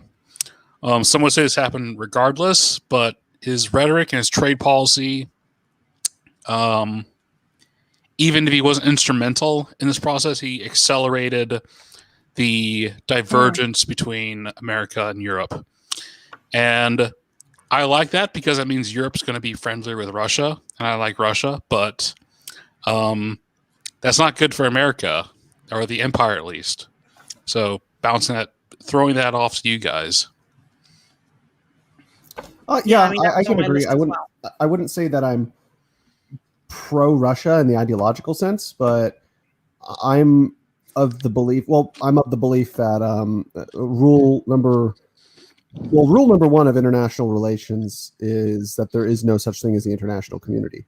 Rule number 2 is that in order to survive as a country in an anarchic, quote unquote, world order, or rather world disorder, since it is anarchic, always support number 2 on the world island. Number 2 just so happens to be Russia. plus, I foresee that in the next 100 years, when there's going to be a major conflict. It's either going to be United States and Russia versus China, or China and Russia versus the United States. Those are the only two options. One of them is definitely more preferable than the other. Plus, we have closer cultural ties to Russia by comparison to China. I think that we would have far more to gain, some kind of strategic, even though it'll probably fall apart eventually, but some kind of long-term plan. Because the thing is, in a lot of ways, Russia's more scared of China than like we are, or than they are of, or Always than. has been. Yeah, no, Russia is more worried about China than they are with. That's why they're trying to work so closely with China these days, because they're afraid if they try to alienate China, that it's going to be. I mean, people don't look at this. People like say, "Oh, China and Russia, they're meeting or something." It's like, yeah, but what are they actually meeting to talk about? Exactly. I mean, Yeah. this is the thing that I was gloating about like several years ago, where people were misunderstanding it, and you've got it exactly right, which is that the current quote relationship between Russia and China is one where because of some very good fortune, because of the behavior of Americans and Europeans previously, Russia had been completely alienated from them because it had chosen to pick certain fights with Europe, and then Europe just decided to not budge and place them under sanctions instead. So this then forced Russia to engage in a closer relationship with China, which is precisely what the Chinese in fact wanted. So Russia then became like a sort of like a weird junior partner to China, where they're essentially just supplying resources to China, which is building its economy. Right. I like so, how. so from Russia's perspective, they would like to have options. They would like to break out of that container at some point in time. So obviously, from the perspective of people like me, for example, like I'm just hoping the sanctions that Europe has imposed on Russia will continue indefinitely and forever, because this whole situation is deeply amusing to me. Because I mean, obviously, I think that Russia should basically be placed in that junior position, and that they deserve it, and that they should stay there because of their past sins. Well, what about China's However, present? I can understand on the other hand why Americans would like for Russia to have more options. It's just obviously that's not conducive to my interest, but Yeah. Well, my affinity for Russia is an ethnic thing, so it's not like an American thing. It's not like some retarded American thing. Let's spell that. It's basically like, oh yeah, the libs think that Trump and Russia colluded, so let's support Russia to own the libs. Yeah, Like, no, because it's we not. had some who were doing that. Like those people who saying, had a shirt that said it's a logic that I would expect from Boomercons. any group of people. As in the thing that you guys are doing right now. It's a logic that I would expect if you deliberately did not want to isolate Russia. Yeah, I want to seek asylum there. But to be honest, I like how like none of us consider like Europe as significant as the next world power force. Because like, okay, maybe once the EU collapses, once the EU collapses and once that collapses and the debt crisis with these like terrible economy, like extremely indebted European nations pops, maybe they'll become a client state of China. I'm sure you'd like that as a Pan-Asian empire, right? No. You love that, Ray. Come on. Because one of the things is that the idea is you're supposed to get global balance. Balance is not when one country in a particular region ends up having all of the clout everywhere all of the time. That would probably become pretty awful pretty fast. Yeah, look at the 90s. No, I would not. Say again. Look at the 90s. America. Yeah. Exactly. Why are there Tennessee and National Guard guys? The U.S. has done. It would be. I would like the American empire if it wasn't literally just spreading McDonald's and like secularism and Seinfeld and crap. Dude, Seinfeld is base. What are you talking about? I'm sorry. Like anything past the so anyway, the 18th century is like left wing culture to me. I'm sorry. So anyway, on to more failures. Speaking of okay, yes, we've been America stuck in the on 90s. COVID for a while. Oh, yeah. So I don't know. Clinton, by default, I'd say was the best president of my lifetime. Again, by default, I don't think he was like a great president, but well, we live in interesting times, so of course you would say that. Anyway, so I have two paragraphs to describe this next failure of Trump. Okay. Being all bark and no bite. So in line with so Trump would antagonize the media political complex, which would prompt a reaction from them to take even more lunatic positions on issues. And taking those crazy positions would afford them more power. But Trump would just antagonize them without reinforcing his own base, his own supporters, his own position. And going off this, criminal justice reform, again, he barked law and order, but he also oversaw criminal justice reform, which saw hundreds of criminals released from prison. And while homicide fell during his first 2 terms, notice that there was an absence of this criminal justice reform during his first 2 terms.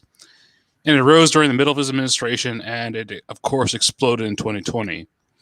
And while he barked law and order, and when he said, when the looting starts, the shooting starts, he totally ceded the streets to just detritus of society.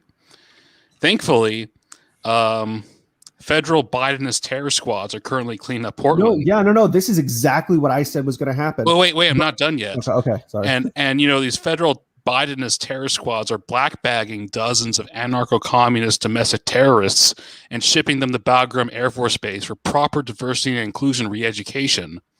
Amazon contracts the U.S. government, so they'll get there soon. Their usefulness for any election or intimidation is done.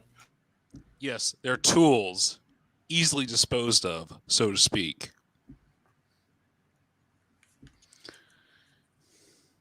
But yeah, so he's all bark and no bite, and criminal justice reform under him sucked. So those are the 2 serious points, I guess, I have for you guys to talk about.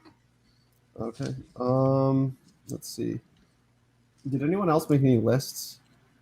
Lists? Well, I have one more to add to it as well. Okay, yeah. Which is near the end, that flailing around with Mike Pompeo and Donald Trump, essentially wasting all of our time on social media and across the airwaves, constantly going on day after day after day to tell us that we need to be deeply concerned about things that are happening in a Western province in China, because there is someone out there, and they are of the Muslim faith, and we need to be deeply concerned about their particular feelings about policies that have been enacted by China, which are supposedly counterterrorism, but have been alleged to be something else by them. So they spent the entire time, literally, Mike Pompeo spent half of Donald Trump's presidency, if you really think about it. It feels like half of his presidency, essentially woke tweeting about Western China. To me, that was like a favorite in itself, because it was the biggest piece of absurdist hypocrisy that I've seen from the United States in perhaps years. These are the people. I'm sure there are anti-Semites in the State Department in the 1930s and 40s when we started learning what was going on over in a little country in Central Europe. It's like, they probably they didn't like the Jews, but at the same time they realized that gassing them and working them to death and a lot of other bad Holocausty things was bad. Wait, Yeah, but that's not what they. This is not the comparison I'm making here. That would be to claim that China is presently engaged in a Holocaust. China, China, they are like modern day moral equivalents to nationals. No. But that's ridiculous. Mike Pompeo never demonstrated that was true either. Does anyone actually believe that? Yeah, I think the charge of genocide is. Okay, look. My opinion on the Western China situation, with regards to dealing with radical Islam, China's method of dealing with radical Islam. The Uyghurs are not radical. Dude, wait. Okay, no, time out. Yes. There's been a current of radical Islam in West China, and hold on a second. So, the Chinese equivalent of the FBI headquarters suffered a terrorist attack in 2011, 2012, I think. Mm-hmm. And that was attributed to extremists from Xinjiang. There were knife attacks all over China, and again, attributed to radicals from Xinjiang. This is a problem in China. And the way China is solving it, I think if you measure the resources put into it and the costs from it in terms of human life, in terms of infrastructure damage, I think that the way China's handling it is much better than how America handled its radical Islam issue. In America, we circumscribed civil liberties in the United States, and we also killed hundreds of thousands or facilitated the killings of hundreds of thousands in Iraq, Afghanistan, etc. And we also destroyed trillions of infrastructure in these countries.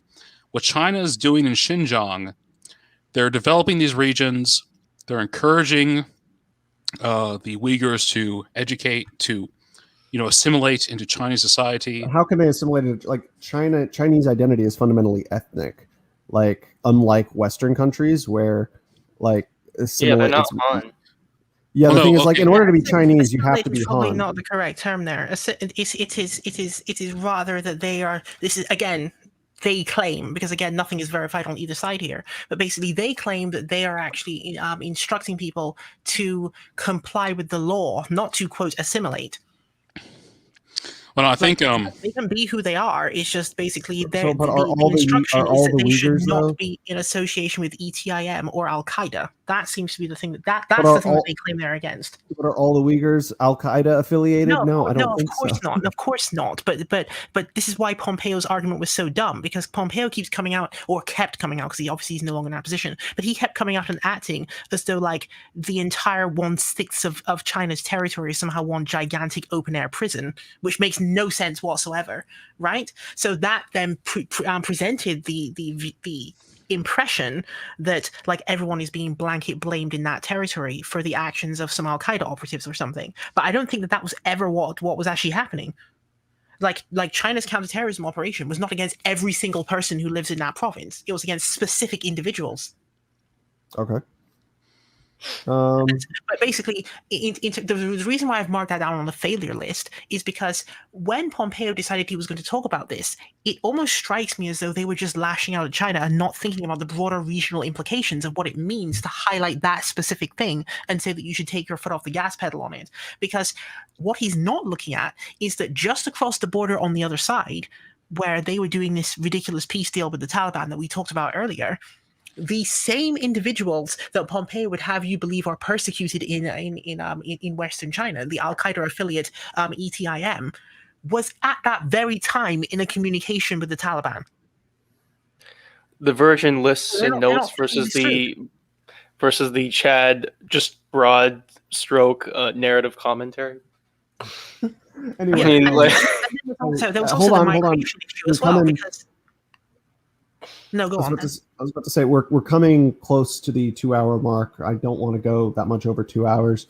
Let's move away just from talking about China, because this is this could be an episode in and of itself. Yeah. Okay, yeah. But So I just wanted to. Oh, yeah. So you finished what you were saying, and then I was going to list the 4 worst things I think of Trump's presidency. Not just failures, but actually, legitimately bad okay. changes.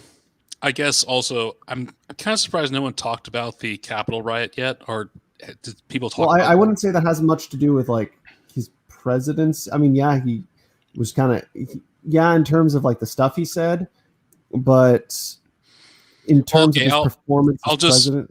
Yeah, maybe it's worth mentioning. Yeah, you go ahead. Yeah, I'll just briefly say, again, this is another case of all bark and no bite, where I'll colloquially say he incited a riot at the U.S. Capitol, even if he didn't legally do that. But yeah, so this thing happened, and instead of him joining his people and going into the Capitol and saying, "This is the people's house," and he declared the Provisional Popular Government of the United States or some other, coup government or whatever, instead of doing this, he fucks off, basically. He's just a pussy. Yeah. Yeah. There you go. Again, all bark, no bite.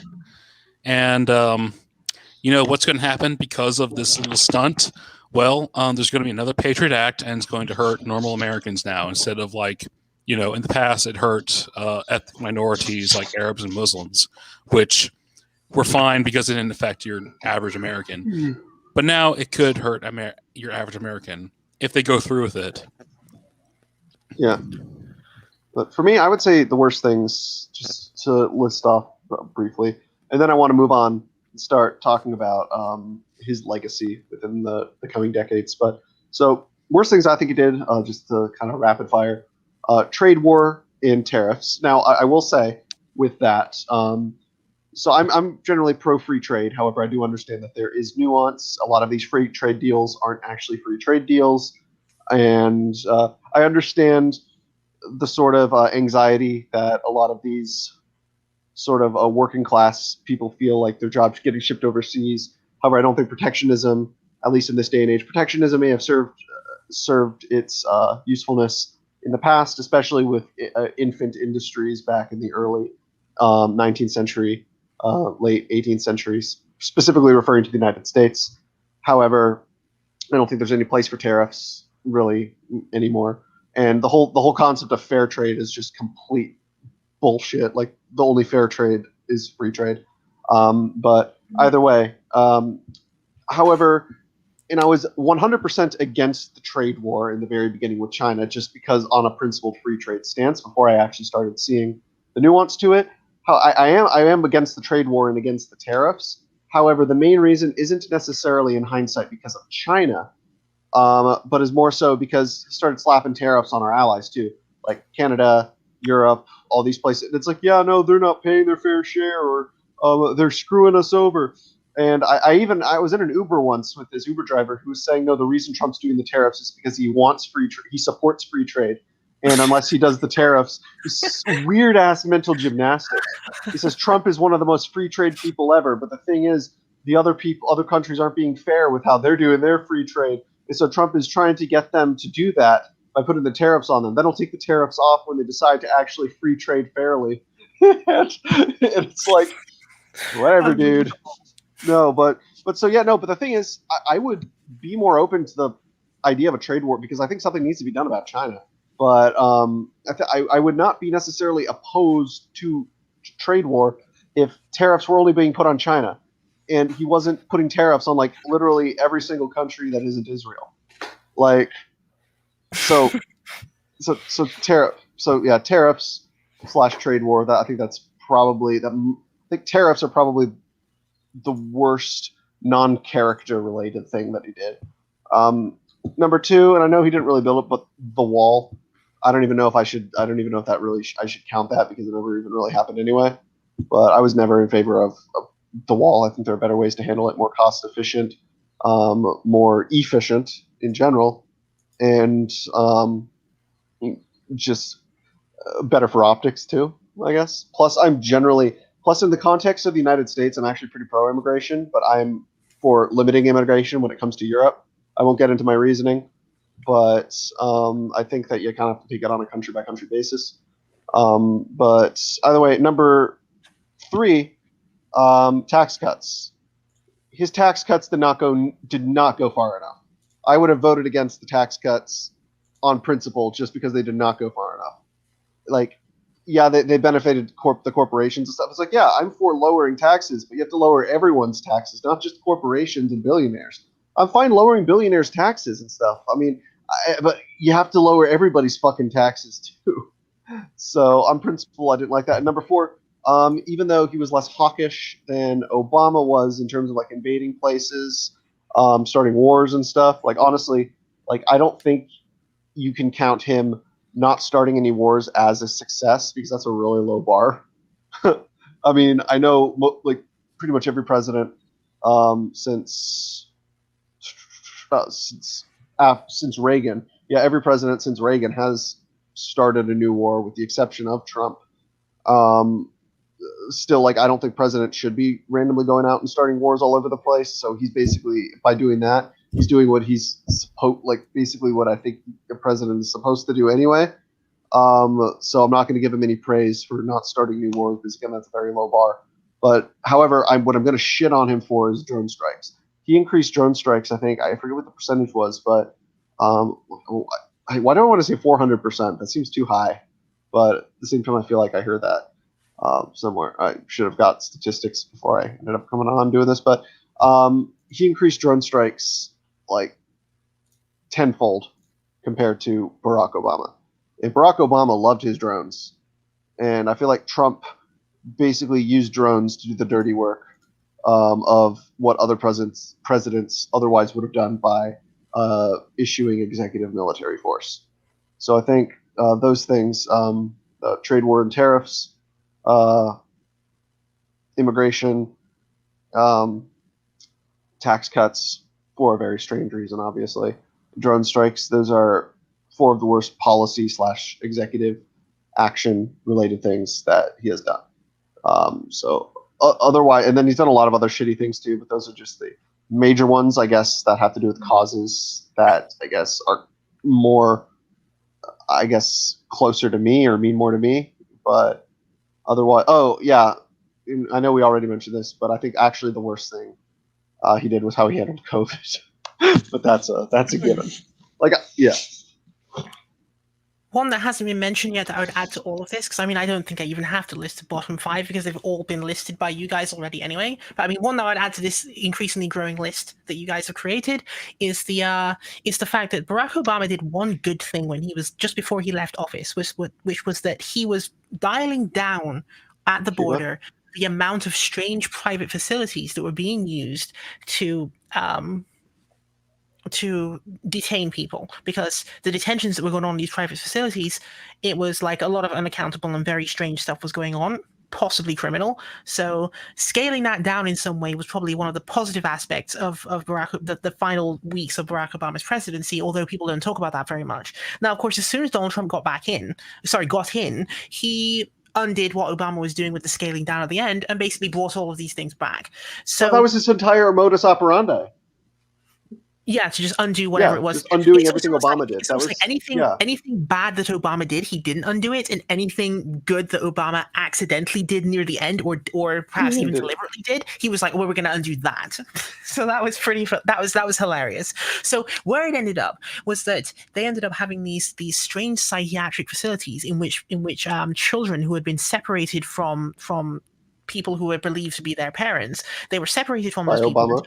These strange, they were being separated by Obama before, but I mean, it seems to have taken on a whole new dimension once it came under Trump, and it was not because of the reason that Social Democrats gave, which was that now it's just meaner because the Orange Man is doing it. No, it's because there was a specific quality to the way that it was being done, because the separations were happening and like children were being like taken to these weird psychiatric facilities where they were doing injections of psychotropic or psychoactive substances and so on. Apparently that became a massive scandal. A quote massive scandal, which was carried by the media for a couple of weeks, and then it kind of died down after that. But I mean, people should be thinking about that one more, because it's kind of like, why are they injecting children with strange psychoactive substances in private facilities? Like, what is the actual purpose of that? And then there was also the other one, which was the what was it? It was the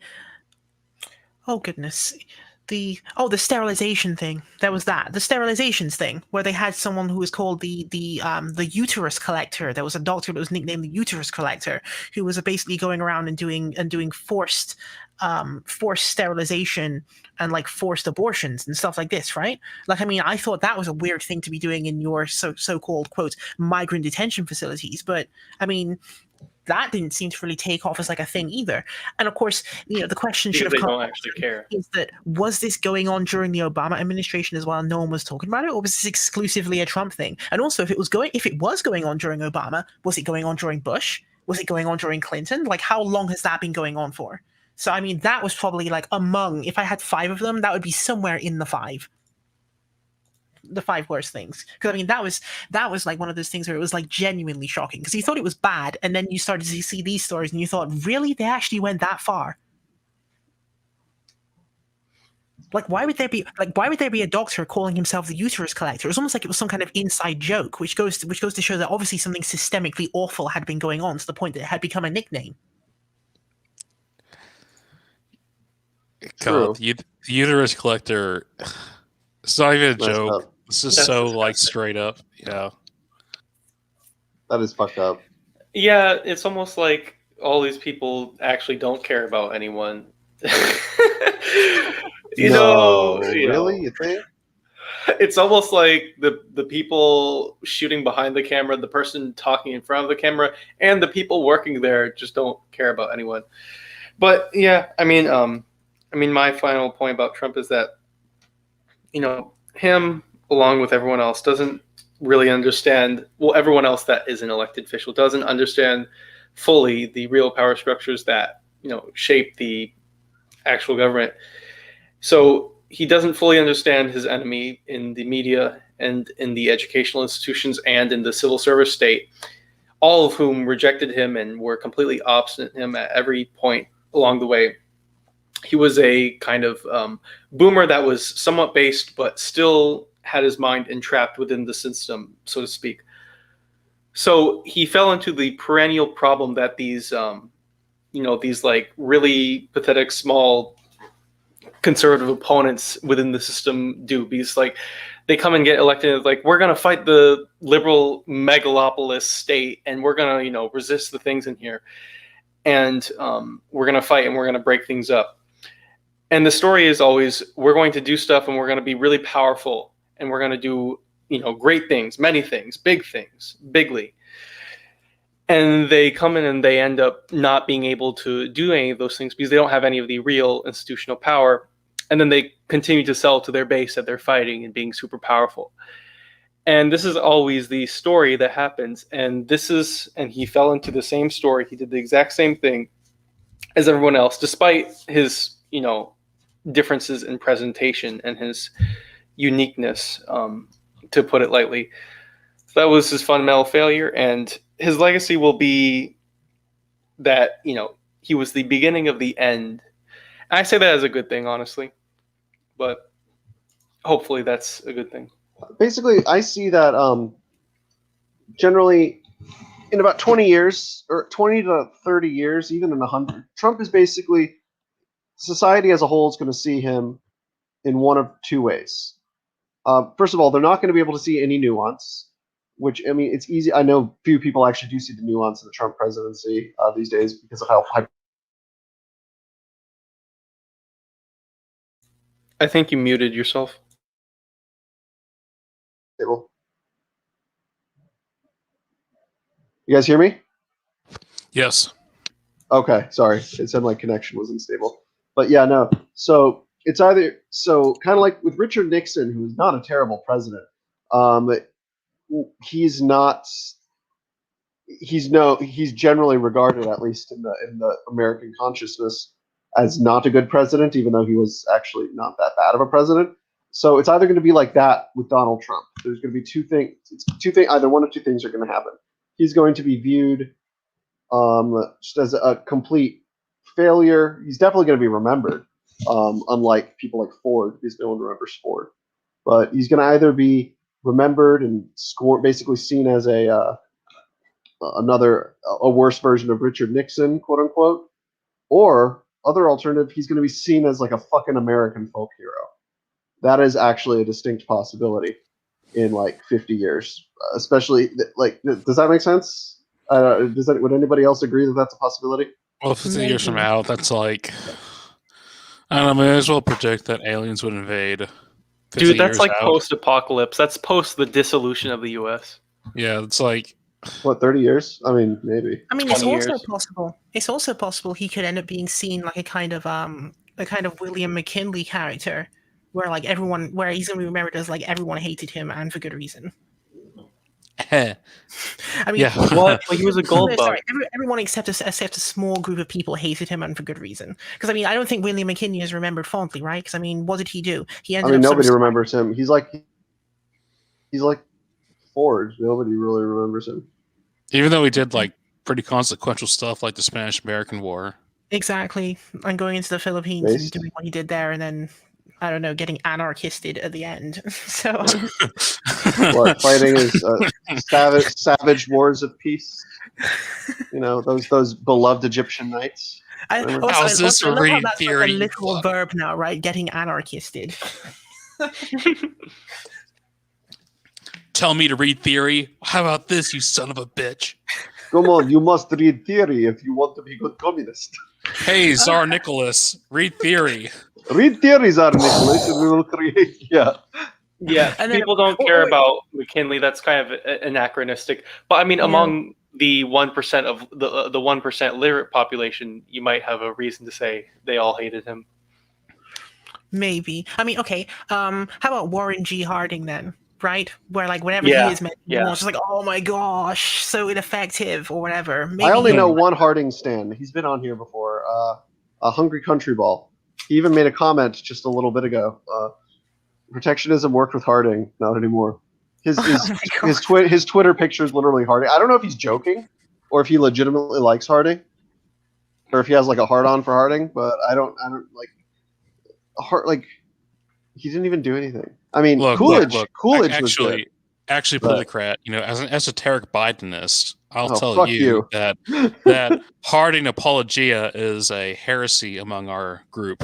It's very complicated. You wouldn't get it. Okay.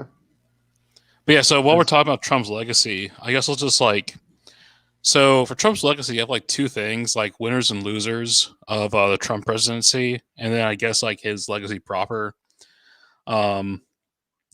So yeah, I'll just like throw out some winners and losers, and they're just gonna be like pretty quick. And if we can if you want to elaborate on them later, we could do it.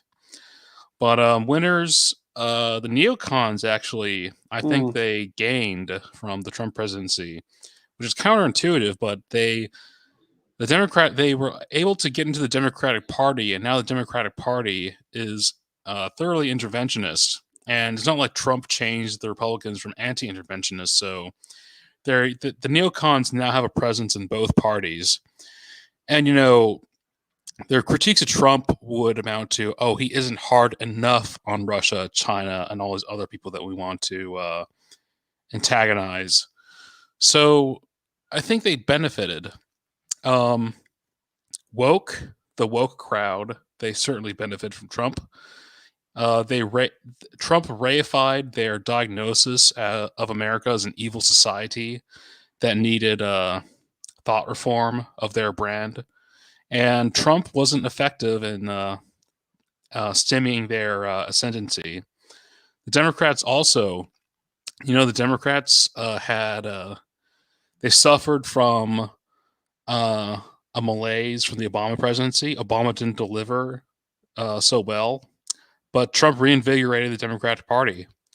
So yeah, I think those are the three big winners. And I'm not going to talk about the losers because... Come on, talk about the losers. Okay, then. So the populist / paleocons, Trump basically poisoned their policies. And so I think before Trump, immigration restriction and perhaps a kind of border wall could be argued, or it was somewhat popular with like the general public, but now it's like completely polarized, and like it just because it's like associated with Trump now, you're not going to get anyone to like support it. The Republicans are another loser. They're in a damned if you do, damned if you don't situation. If you support Trump, you could get you could get beaten by a slightly right-wing Democrat. If you're against Trump, you could be primaried by a Trumpist. And they're also left with the stink of the January riot, I guess you could say. And really, the Republicans surviving the future is going to be contingent on the Biden administration failing. So, I don't know. Maybe they're the least bad loser in terms of like consequences. And then the white nationalists / fascists / third positionists / illiberals, however relevant those people are. The alt-right imploded under Trump.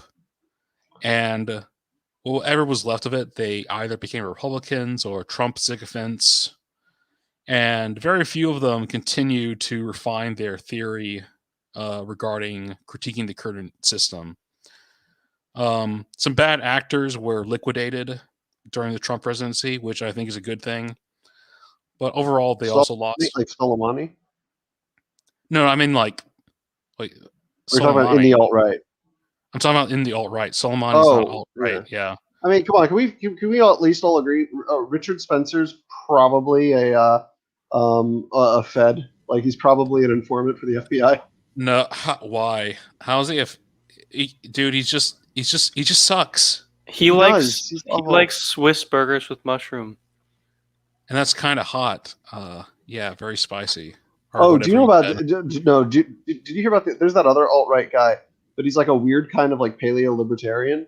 Um, he's what is his name? He literally changed his name to Augustus Sol Invictus, Oh and he's like, God. and he like apparently had a pagan blood goat ritual or something, or drink goat blood out of a Yeah. skull or So something. anyway, like I said, a lot of like people who don't deserve like their names being spoken in like these. Yeah, like fuck them. Augustus Sol Invictus, yeah. Yeah, like good riddance. Hopefully a better illiberal critique of our current system will come out of it. And yeah, I hope all the right wing terrorists get nabbed up by these Bidenist terror squads. But anyway, so now some people had mixed results. Libertarians and anarcho-capitalists had mixed results. Trump had tariffs, which they don't like. But towards the end, police reform and criminal justice reform made gains, and I think they support that. And then finally, the American left, which I think are screwed anyway. But When you bred say American to left, what are you talking about? like the Chapo cells, Democratic Oh, okay. Socialists of America, Jimmy like the Dore, actual, like Jimmy Dore, BreadTube, those guys. yeah, sure, like the actual like left wing, and not just Democrats. Okay. So, BreadTube grew under Trump. I guess the optics of a billionaire running the country and fucking up helped them. But polling indicates that America just doesn't like left wing economics. And like the right left divide in the United States is totally ethnic / cultural. So the left wing in the United States isn't actually going to be left wing like class issue. They're just going to like be this ever changing coalition of non-white minorities trying to like extract rents from the American system.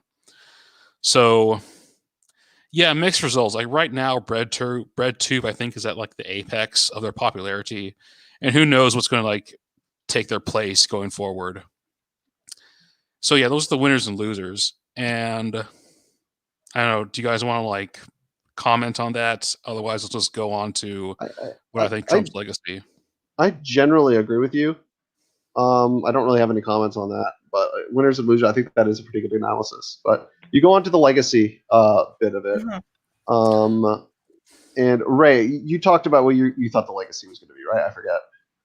Yeah, I was saying that I'm considering a reasonable possibility that he'll just be like a Warren G. Harding type character later on, where people Okay. will remember him for the list of failures that most of the ones that we've mentioned here today, and people will kind of like shrug at it and be like, "Wow, that was some wild, like those are wild times." Mr. Can't Trump's believe wild he did ride. things, etc., etc. Like, I mean, it could end up like that because I think often in like popular retellings of like particular political periods, people don't do deep dives on it. People will just sort of like select the things that everyone remembers appeared in the press. Yeah, I think I Okay. agree So, with you. I think George. Oh, yeah. Yeah, I think Trump will ultimately be like a one-off in terms of like, I don't know, a character like him or something like him. There are some strands of the presidency that will have lasting effects, but I think they're going to have. I think those are baked in the cake, and I guess I could talk about his legacy. Okay. Yeah. Go on and discuss that. So yeah, so things I think that were baked in the cake: hostility towards China, the larger gulf between America and Europe, Mhm. ethnic politics becoming ever more important in American politics. I think those were going to happen anyway, and Trump just accelerated those trends. Although, so those were things that were going to happen anyway, I think, and Trump just accelerated it. So things Trump brought about of his own accord. I guess I'll start with the least consequential and go into the more consequential. Well, actually, all these are consequential. So populism is now poisoned, and even though the GOP will have to like pay some lip service to it, I don't think like you're going to see anyone with like a platform like Trump's, like candidate Trump's during 2016 ever again, just because he like poisoned those policies going forward. And there was like a decline in American immigration during his presidency, and it might pick up in the future, but I think demographic patterns in the future, like people are getting richer all over the world and having less kids. I don't think there'll be many people who Americans are going to be able to nab up through immigration anyway. And Full agreement there. what now? I know I said full agreement there. Mhm. That as wealth continues to rise around the world, it disincentivizes migration because most of the time people are migrating to a location because of a wealth disparity between the developing and the undeveloped world. Yeah. And so, all right, so these are the legacies that are specific to Trump. And the GOP is now like basically a personality cult of Trump. Basically, what Labor became when Corbyn took over, I'd see, to a greater extent. Yeah. Oh, okay. I don't know about the Corbyn situation, but yeah, sure. I mean, Labor basically No, I became mean a Corbyn.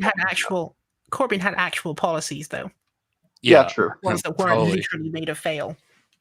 Yeah, but so yeah, the GOP is now a personality cult, and I articulated some of the conflicts that'll cause them in the near future. The GOP, I guess, the GOP becomes more left or right wing depending on Trump's position on something. So that further illustrates how much it has become a personality cult. Big business, I think, is now pro-democratic, especially since the riots in January. And the election of 2020, I think that delegitimized the American system for about 20 to 40% of the country. I remember seeing a poll that said that 70% of Republicans didn't think Joe Biden was a legitimate president of the United States, basically. So I think those are consequences of Trump that are directly tied to Trump and not due to systemic issues. Okay. So we're going to be coming to an end here. But first, before we do, we're going to go around, like always, and provide our final thoughts, starting with 21st Reaction. Just final thoughts just on the Trump presidency or on our discussion tonight in general. What do you got to say? Yeah, Trump was many things. He was definitely off script. He was something interesting that came into the system, and definitely brought us a bit closer to where we need to be. But unfortunately, he was one step among many, and he, let's be honest, he was a boomer. I've said it a few times, but he indeed was a boomer, and he was indeed caught up on his phone a bit too much. So we can thank Trump for, kind of shedding off the illusory kind of officialness and respectability of this elected class of people and of the system at large. We can always thank him for that. But hopefully we'll have someone in the future that will be more loyal to the peasants that end up supporting them in whatever regime change that happens. Okay. Ray? Yeah, so I mean, I agree broadly with what George K was saying at the end there, which is very similar to what 21st had just said as well, which is that it is true that Trump has actually damaged the veneer of liberal democracy to the extent where whenever people speak of it now, it becomes exceedingly difficult for them to keep an entirely straight face after having witnessed all the things that were witnessed over the past 4 years. Like, there are so many things that happened that were completely ridiculous that you're just kind of like, right? So yeah, and of course there's the percentages of people who like don't believe in how the system operates and whether it's transparent and trustable and so on. So I mean, that damage is real, and it's the thing that hasn't been mentioned so far, but it was mentioned at the end by George K, and I think he's absolutely right. Other than that, I mean, I don't have much else to add. I think it's just like it was a great conversation. I think George K and 21st Reaction like did a really good job in terms of like preparation and like bringing the topics and so on. So Mhm. no, I thought it was fantastic. Okay, and finally, last but not least, or last but least, that's right. George. Well, yes, I appreciate the insights provided here by everyone. You know, whether they made their observations off the cuff based on prior knowledge or if they had notes like myself. But to close out, I actually just thought of something.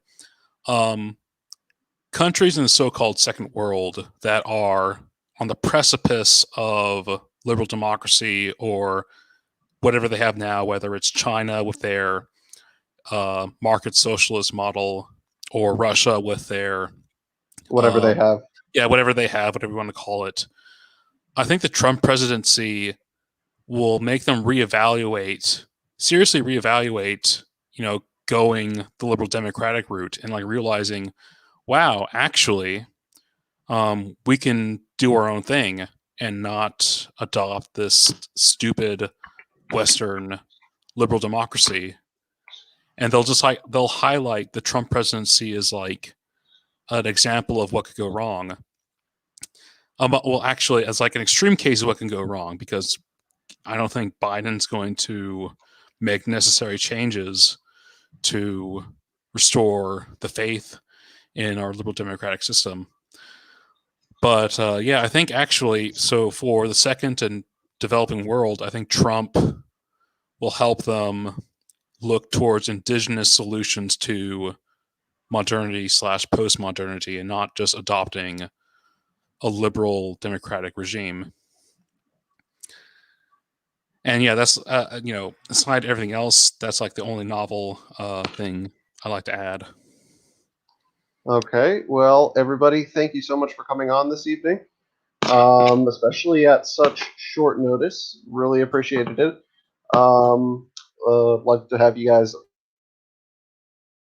point, whether same panel or a different discussion or just in general, because I know I like to mix things up and I have a lot of guests on here when I do it. I'm going to try to make, and this is mostly to the viewers, I'm going to try my hardest to get back onto a weekly episode type thing. No promises. Just been really busy lately. There's been some stuff going on at work with me right now that's been taking up a lot of my time and making me lose sleep. I won't get into it. But basically, Thomas Carlyle and Edmund Burke would basically support the way I'm going about it. Let's just leave it at that. So yeah, I'm going to try to get back with the streams. I'm making a couple new videos. I'm going to start doing interviews again soon. I just posted my most recent interview with economist Walter Block about a week ago. So that's up in case anybody hasn't taken a look at that. And please, everybody, remember to like, subscribe, hit the bell, donate to Settlers Lament. No, I'm kidding. I mean, you could donate to Settlers Lament. I just wanted to put that out there. But yeah, no. I'm kind of going rambling now. I'm kind of tired. But either way, thank you so much for tuning in, everybody. Again, like, subscribe, hit the bell. I think the bell does something. But yeah, see you guys later. Bye.